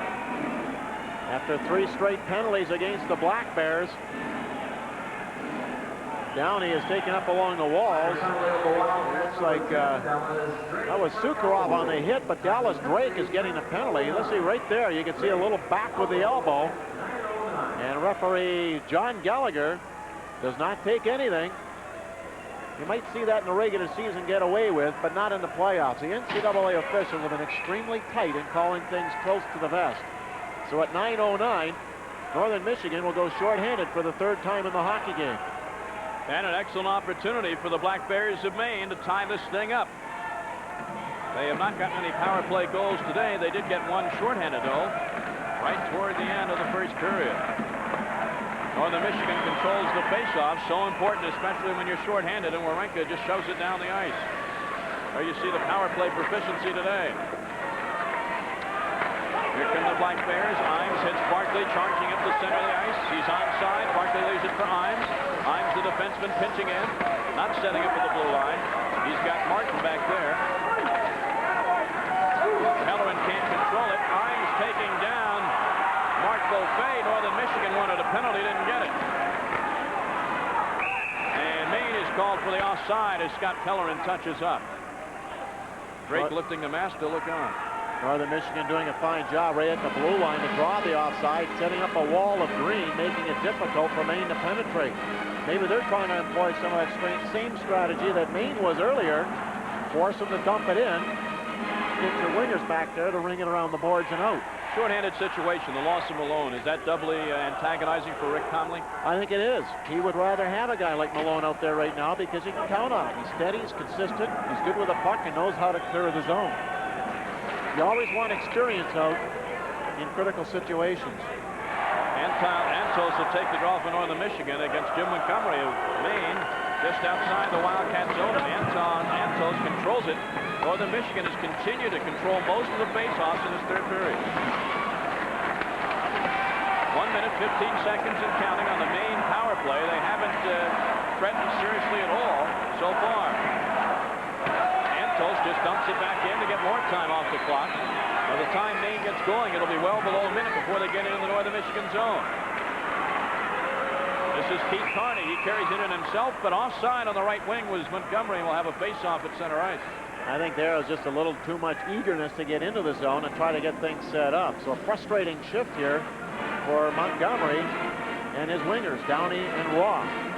You know, we have the stat that when Northern Michigan leads after 2 periods, they're undefeated on the year. That's good, but when they score 3 goals or less, they're 0-4-2 on the year. So usually when they win, they put the puck in the net with regularity. I think we just saw Downey back talking to his coach at the bench. I think he probably told him, look, we're not having luck bringing it into the zone. Let's try dumping it in and see what happens. Montgomery controls the face-off for Maine, and the Bears do dump it in. Carney is long, all by his lonesome for a moment behind the net to Montgomery. Montgomery leaves it for Brian Downey. Downey can't control it, and I'll tell you, that's a big play because Jim Hiller said thank you very much and cleared it down the ice. Here come the Bears almost immediately back on side. Raw, he couldn't control, but this is Straub. Straub gets it to Downey. He's in front to Waugh. He score! What a play! Jean-Yves Waugh gets the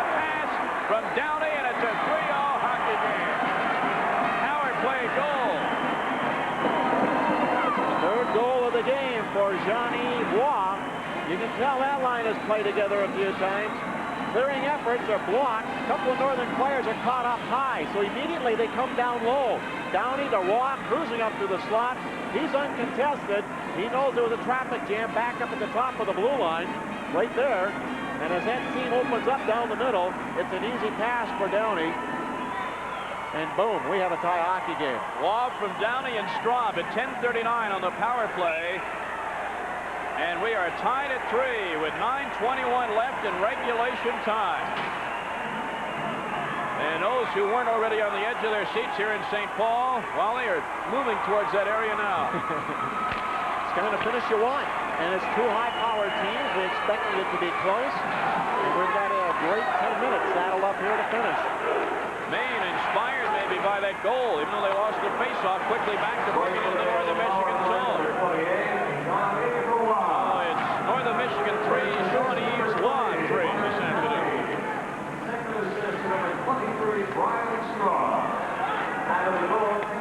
Now back of the net for Northern Michigan, Phil Sukarov.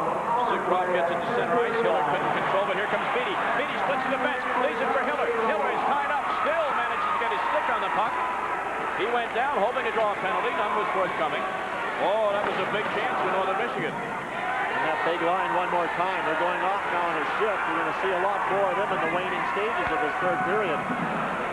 Puck goes over the glass into the crowd. There's a stoppage. Let's go to ringside at Jim Rich. Thanks very much, Tom. Well, if this game does go into overtime, the Maine Black Bears may have an advantage on the Northern defense because the word is for Lou Malone, he is done for the day. He suffered an ankle injury. They've yet to determine the extent of that injury, but he will be done for the afternoon, even if this game does go into overtime. Tom, back to you. All right, Jim. Thank you very much. Not good news for the folks in the Upper Peninsula of Michigan. No. Face off to the left of Maine goalie Dunham. This is Warenka, and the first goal of the game for Northern Michigan. He's tied up by Salphi. Northern Michigan still with it. Szabo with a shot. Dunham doesn't know where the rebound is, but his defense does. Szabo still working hard along the boards. Wildcats keep it in, but now Maine has control. And this is Temper at center ice. He hasn't had much ice time of late. Temper keeps it in. Salphi has got it. He loses control. Temper back on it. Salphi tied up by Warenka. And here comes Northern Michigan. 2 on 3. This is Eddie Ward. Ward trying to get by the defense. It does so. Wrap around. And with the pad there is Dunham. Oh, wrap around attempt. Ward still with the puck. Back to the point. The shot is taken by Garrett McDonald. Was well wide. This is Dallas Drake behind the net. Drake goes to his backhand. He's taken down. No penalty is called. Wildcat fans want it. And both players immediately looking at the referee Gallagher, who was right behind them. He didn't think it warranted a call. Here comes Johnny's why. He's got some jets. He turns them on again. The centering pass, and Pye has to cover up. Wow, when he gets those skates a-going, look out. He brings people to their feet. 7:19 left in regulation. We're tied at 3. Back in a moment. Hi, this is Sparky Anderson. And if you think last year was exciting, wait till you see what I have lined up for you in 1991.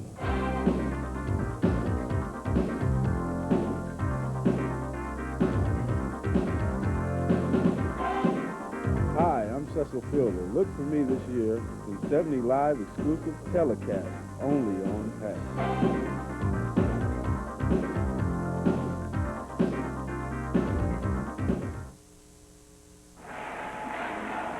You talk about a couple of stomachs churning, Mr. Walsh and Mr. Comley. Both yelling a lot of praise, but Walsh has been pacing that bench like a jaguar on the attack. Sean Walsh mopping his brow. Now the penalty that Northern Michigan wanted called and was not.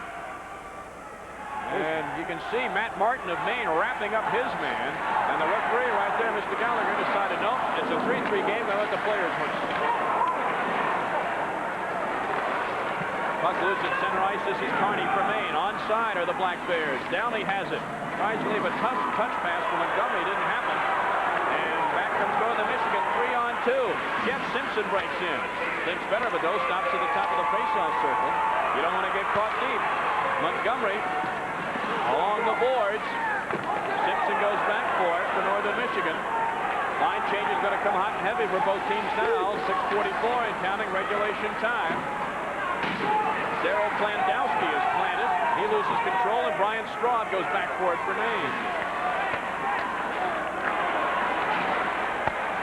Stealing the puck and getting a weak shot on goal is Shayak. Dunham saw him all the way.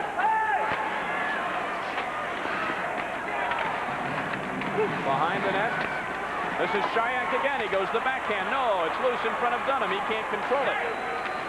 This is Warenka. Always dangerous. Loose puck in the slot. Somebody's got to jump on it. And finally, lifting it along the boards and out is Pellerin.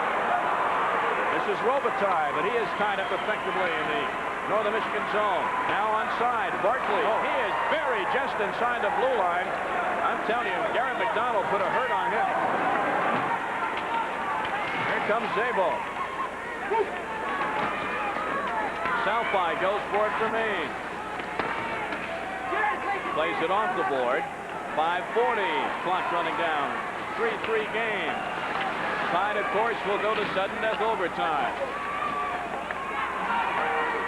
Puck is kept into the zone. Superoff with a shot and a stick save, and a nice one by Dunham. Northern Michigan fails to keep it in, but the Wildcats are right there, kicking it into the zone as he leaves the ice was Mark Olson. Back into the Wildcat zone. Superoff goes for it. Doesn't control. Hiller has it. Tries to hit Beatty, breaking at center ice. Martin has it now for Maine. Beatty and Martin tango along the boards. Wally, a lot of end-to-end action. Well, it's wide open. This is racehorse hockey. Doesn't get any faster than this when they go coast to coast. Nobody's getting time to set up. There's a loose puck, and the shot is taken by Hiller and a save by Dunham. A situation where a mistake can really turn the game around. When it gets wide open like this, somebody's going to make one. And the puck skips over the glass and into the crowd as Tepper controlled the puck in the main zone and cleared it out of there. 4:42, and Dunham wants to take a breather. Tell you, here is a freshman in goal in a game that means everything. Well, he's getting a lot of pressure down in his zone. It actually all started. The last 4 minutes began when Coach Rick Comley put out his fourth line. Mark Buffet, Dave Shayak, and Mark Olson. They kept peppering shots. The shot from the point here came on net, but Dunham, you see him looking around. Where did it go? There was all kinds of traffic in front of him. Those are the scary ones for goalies. You'll always hear them yelling down there to their defensemen. Move them out. I can't see. Screen.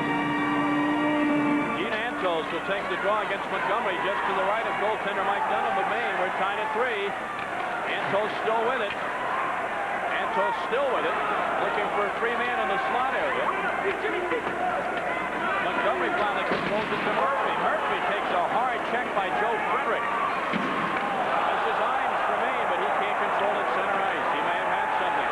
Meanwhile, this is Dean Antos with a shot on the fly, and Dunham makes another save. 4:12 left. Antos is onside. He tries to hit Ed Ward, cruising down the slot. Ward gets the puck, but he's tied up effectively by the defense. Antos again behind the net. Back to the point to Sukarov. Rinkle pass, and a tremendous shot by Warenka. There's a nice pass across because they knew the Maine players were flooding the right side of the net. So they went back against the grain to the weak side. It was a perfect tunnel there. Wow, cruising in on goal is Eddie Ward. He winds up and he hits the inside of the post. The rebound, and Dunham the save. Eddie Ward hit the inside of the post, and you never see it, hardly ever, that bounce off of that angle. That was incredible. That pass originated back at the blue line. They saw the Black Bears trying to change, and that's because Northern has put the pressure on. It was tired. Ward was smart. He floated up at the blue line and took the breakaway.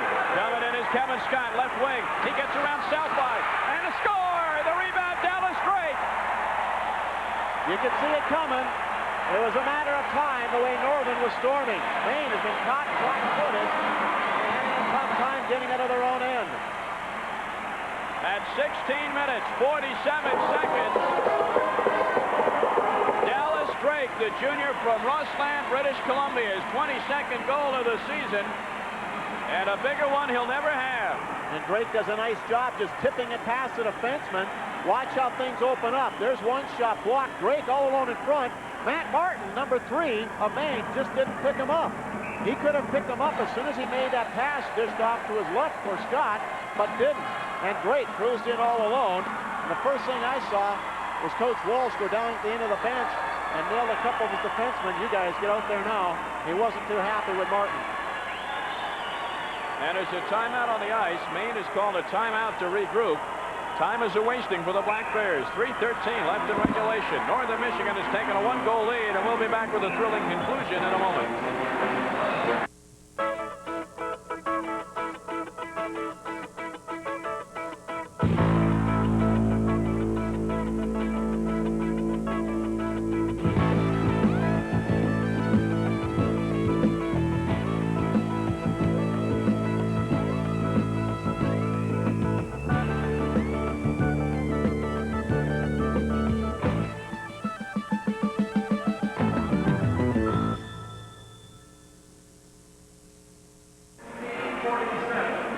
To the St. Paul Civic Center, everyone. I'm Tom Mees, along with Wally Shaver, Jim Rich at ice side, and Dallas Drake with a goal at 16:47.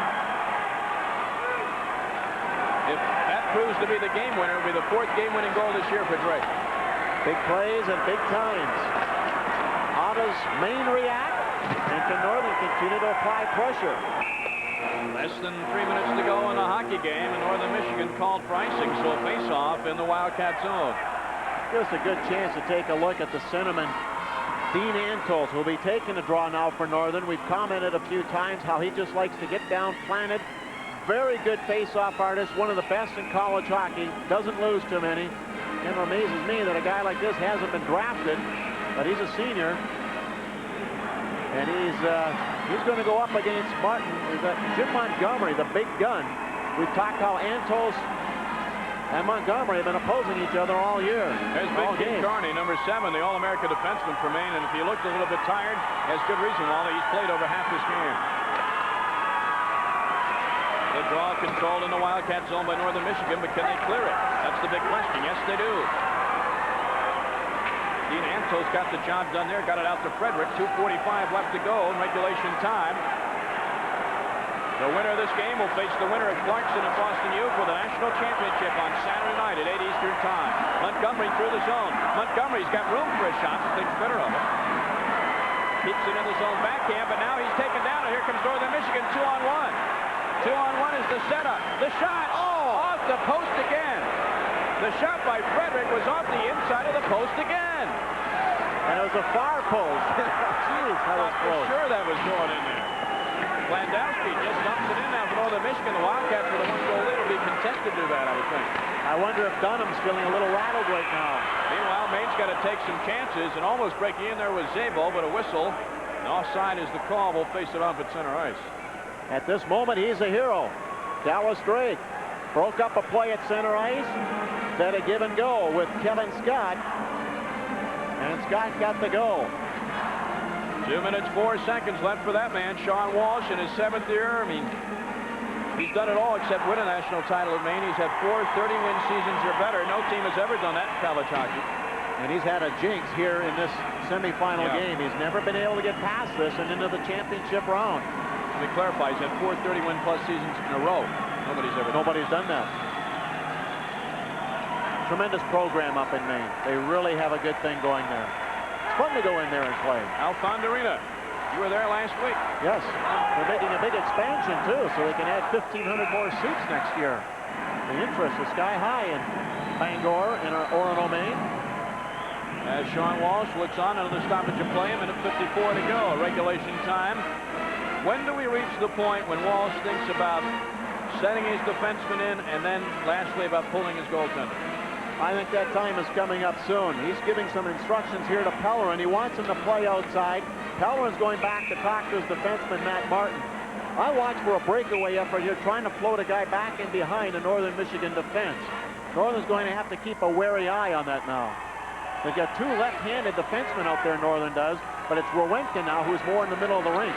Barkley and Drake the face-off. Drake controls it for Northern Michigan, gets it to Zabel, but here comes Barkley from Maine. He took it away from Zabel. A minute 48 to go, regulation. This is Martin.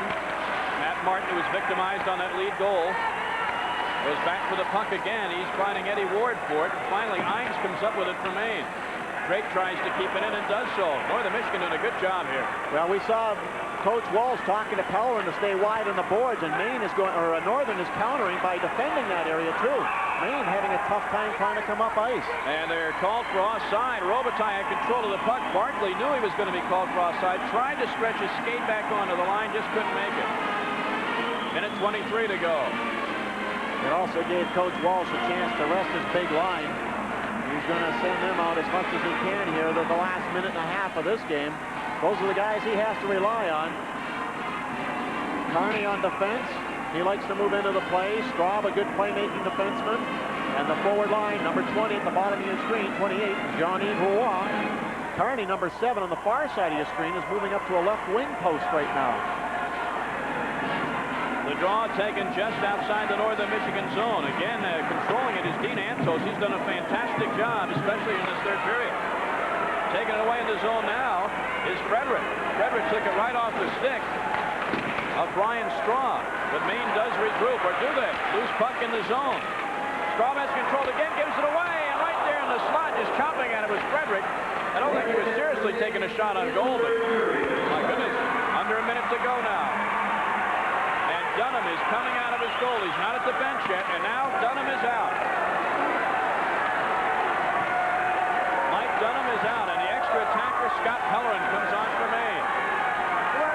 40 seconds left in regulation. Brian Downey cruises in, he shoots. Oh, and a rebound was almost knocked in by Downey. I tell you, he's got nerves of steel. 28 seconds left, regulation time. Again a loose puck, Antos rather gets it, and down the ice and into the net is Blandowski. Daryl Blandowski scores with 20 seconds left to go in Northern Michigan. Unless the roof caves in, is going to the national championship game. And the first thing Bill Pye did was come over out of his net and jump into the arms of Daryl Blandowski. And how frustrating it's got to be for Sean Walsh on the Maine Black Bear bench. And as Yogi Berra said, deja vu all over again for Blandowski. While he had Northern Michigan's only empty net goal of the season in this building against the University of Minnesota in the WCHA championship game. That's right. I remember that. Well, you put out the good line when you have to, and who was the centerman out there? Dean Antos won the critical face-off, got it out of the zone. As it came back in, you keep your checking unit out there. Blandowski, Antos, and Joe Frederick have had enough chances in this game, and they finally cap it off. It's almost fitting that they do get a goal. So Blandowski, his 13th goal of the season. He's a senior out of Lloydminster, Alberta, Canada. Let's take a look at some of the action in front of the Northern Michigan net there. Actually, we're not going to. This is the goal. There's the clearing pass, gloved by Blandowski, who said, "Wait a minute, I'm not going to let this thing go. I got a chance to score," and he did that. Let's go down to ice side and Jim Rich. Jim. Well, Tom and Wally, I don't think you guys could have seen it, but on that last chance, Jean-Yves Roy was right at the side of the net, and that puck was heading towards the net. He would have had his 4th goal of the game, but Brad Wawrinka was able to kick it out of there with his skate while laying on the ice. A great game by both Jean-Yves Roy and Brad Wawrinka. A great hockey game, but only one team can advance, and of course, right now, that looks like Northern Michigan. Tom? That's right, Jim. And Wally, you know, if they had the 3-star award in college hockey, I think maybe even in losing, that Jean-Yves Roy might get the #1 star in this game. Let's not overlook what he's done. No, you can't. And he's going to be out there to finish it off, too. Jean-Yves Roy, he'll be back for 2 more years of hockey here at the University of Maine. 3 goals in this game, and he can only do so much. So the Maine Black Bears once again appear to be thwarted in the Final Four. They've been here 3 of the last 4 years, but hey, no shame when you get this far and don't come away with a victory and they can hold their heads up high. And I hope they just don't, Well, Montgomery goes back to save another empty netter goal. I just hope people don't look at Maine and say, hey, they can't win the big one, because there's a lot of other teams out there that have something to say about it, too. Now let's count it down. 5, 4, 3, 2, 1. And there is joy in Marquette, Michigan.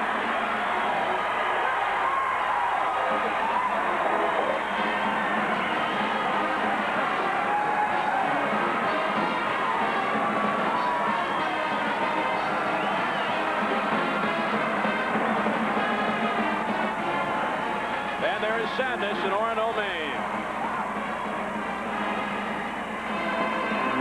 The coaches, very good friends indeed. Sean Walsh and Rick Comley shake hands. A very well-played hockey game, Wally. Jim Rich interviewed a little bit earlier Ron Mason from Michigan State.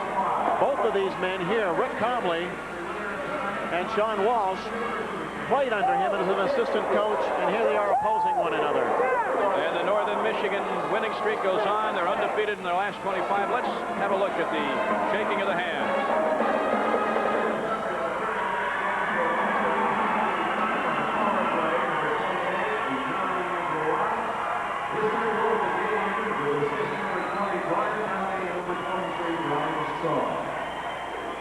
Shots on goal in this game, 38 for Northern Michigan, 27 for the University of Maine.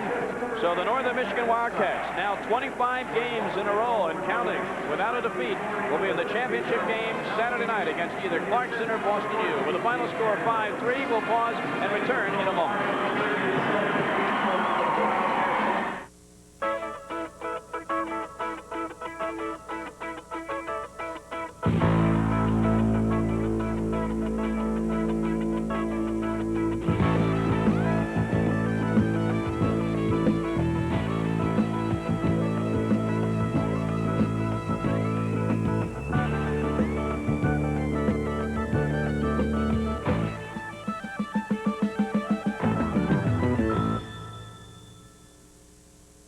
Presenting RCA's Sports Blunder Video Contest. Have your funniest home sports videos shown on TV and win valuable prizes. Each month, we'll give away a 20-inch RCA Color TV, 2 tickets to a pro or college sporting event, and a sports premium gift. Each month's first prize winner will compete for an RCA home theater. Call 1-800-825-YOU-WIN for complete contest rules, or send your entries to RCA Sports Blunder Video Contest, P.O. Box 555, Emerson, New Jersey, 07630. Contest ends June 28, 1991. It started with 64. Now it's down to 4. College basketball's national championship is on the line, and Intersport Television will be in Indianapolis to preview this year's Final Four. Led by Kentucky head coach Rick Pitino, we will analyze the teams and take you on a tour of the town that will host college basketball's biggest party. There's reason to get pumped up for the finals in Indianapolis as March Madness continues.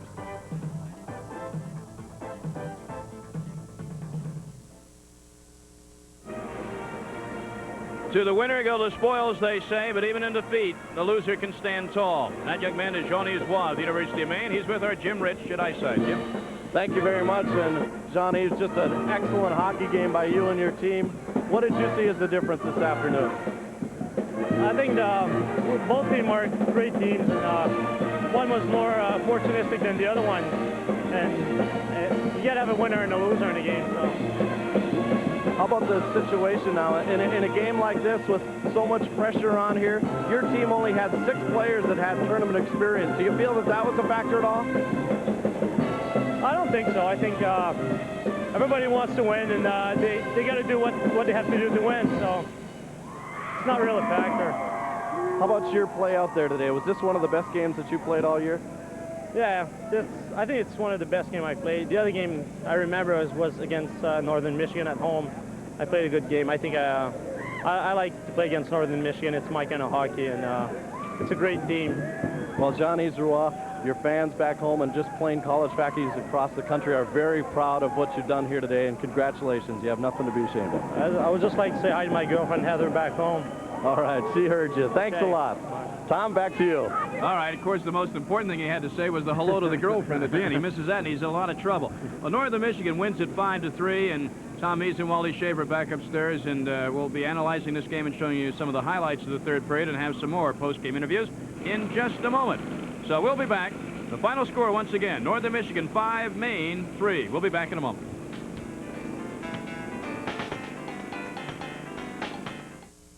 Follow America's top amateur athletes all the way to Olympic gold on Prime Network.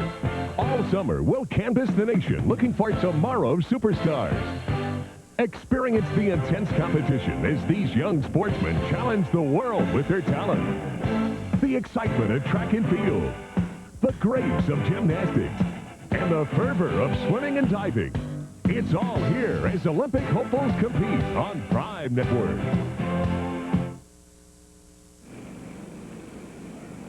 We heard from the runner-ups, the Maine Black Bears, Jean Isois. Now let's hear from the winning coach, Rick Comley. He's with our Jim Rich at Eyesight. Jim? Thanks very much, Rick. What a hockey game we saw here this afternoon. Oh, it's a great game. They're a great hockey team, and it's been that type of year for us. You know, we really like this building, and we're comfortable here, and we had the messed up trip coming in, you know, but it didn't bother the kids too much, and I'm very proud of them right now. Were you worried about overtime? Should it have gone to that? Do you think your team may have gotten tired then? Well, we've had great composure all year, you know, and we had the lead, and then they got that power play, and that's such a good power play that you really thought that they might come back and tie it, which they did, but we didn't lose our cool and got the big goal. All right, you mentioned the big goal. We're going to show it to you now, and if you can describe just what exactly happened on this play. Kevin Scott makes a great play driving down the boards. He drives wide, break, and then Dallas Drake, number 10 in the middle of the ice, follows hard to that. Now look at him drive to the net. Goaltender makes a save, looks behind him, and Drake picks it up and puts it in the short on the far side low. With the way Dunham played today, your players had to be extremely happy that they finally got through to him. Well, he's a good goalie. He's very highly touted. We had a lot of shots. You know, it was a very good hockey game, though. Very even and very up and down. And we knew we weren't going to get much of a lead, if any, and that we were going to have to fight right to the end to win it. All right, you play tomorrow. Is it too early to come back again? Or before the tournament was Thursday, Friday, and then Saturday. Now you both play on Thursday, day off. Is that the better way to do it? Well, we're very happy. We're very tired right now. We certainly need a day's rest, so that will help us. Are you glad you played the afternoon game in that situation? Well, I indicated very early that I wanted to play the afternoon game. Now, in this situation, I know a lot of coaches don't like to invite other teams to use their comments to fire them up, but if you had to look at the two teams left, either Clarkson or Boston University, do you see your team matching up with them better? I've only seen BU on tape. I was very impressed with them. I saw Clarkson in person against Lake Superior, and I haven't seen a team control the puck with the patience that they do. I think tonight's game is going to be an outstanding hockey game, and whoever wins it should set up a great championship game. All right, Rick Comley, thank you very much for joining us. Congratulations on a great victory and good luck in the championship game. Thanks very much. All right, let's go back upstairs and rejoin Tom Mees. Tom? All right, Jim and Wally, some parting comments from you, and just I have to echo, a great hockey game today. Fantastic. It was the kind of game that we knew was going to happen. It was very high-paced, good tempo to it all game long, good defensive play, as we knew both teams would provide to us, and the goaltending was particularly sharp.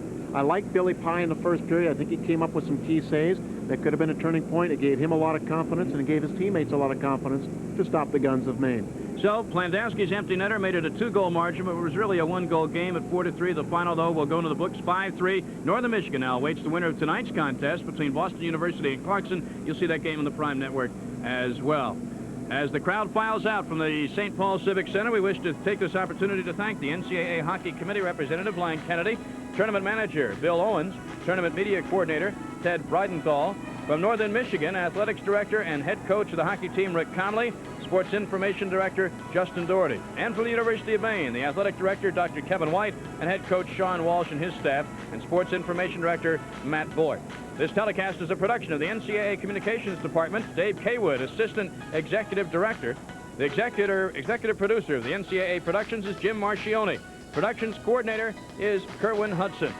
This game was produced by Tim Rapley and directed by the inimitable Ralph Abraham. Now for Wally Shaver and Jim Rich, this is Tom Mees saying so long from the St. Paul Civic Center. Once again, the final score, Northern Michigan 5, Maine 3. And remember, later this evening at 8 Eastern, 7 Central Time, it's the Terriers of Boston University and the Golden Knights of Clarkson right here in the other semifinal game on Prime Network. That's all from St. Paul. Final score, 5-3, Northern Michigan. Have a good afternoon, everyone, and we'll see you tonight for the second semifinal game.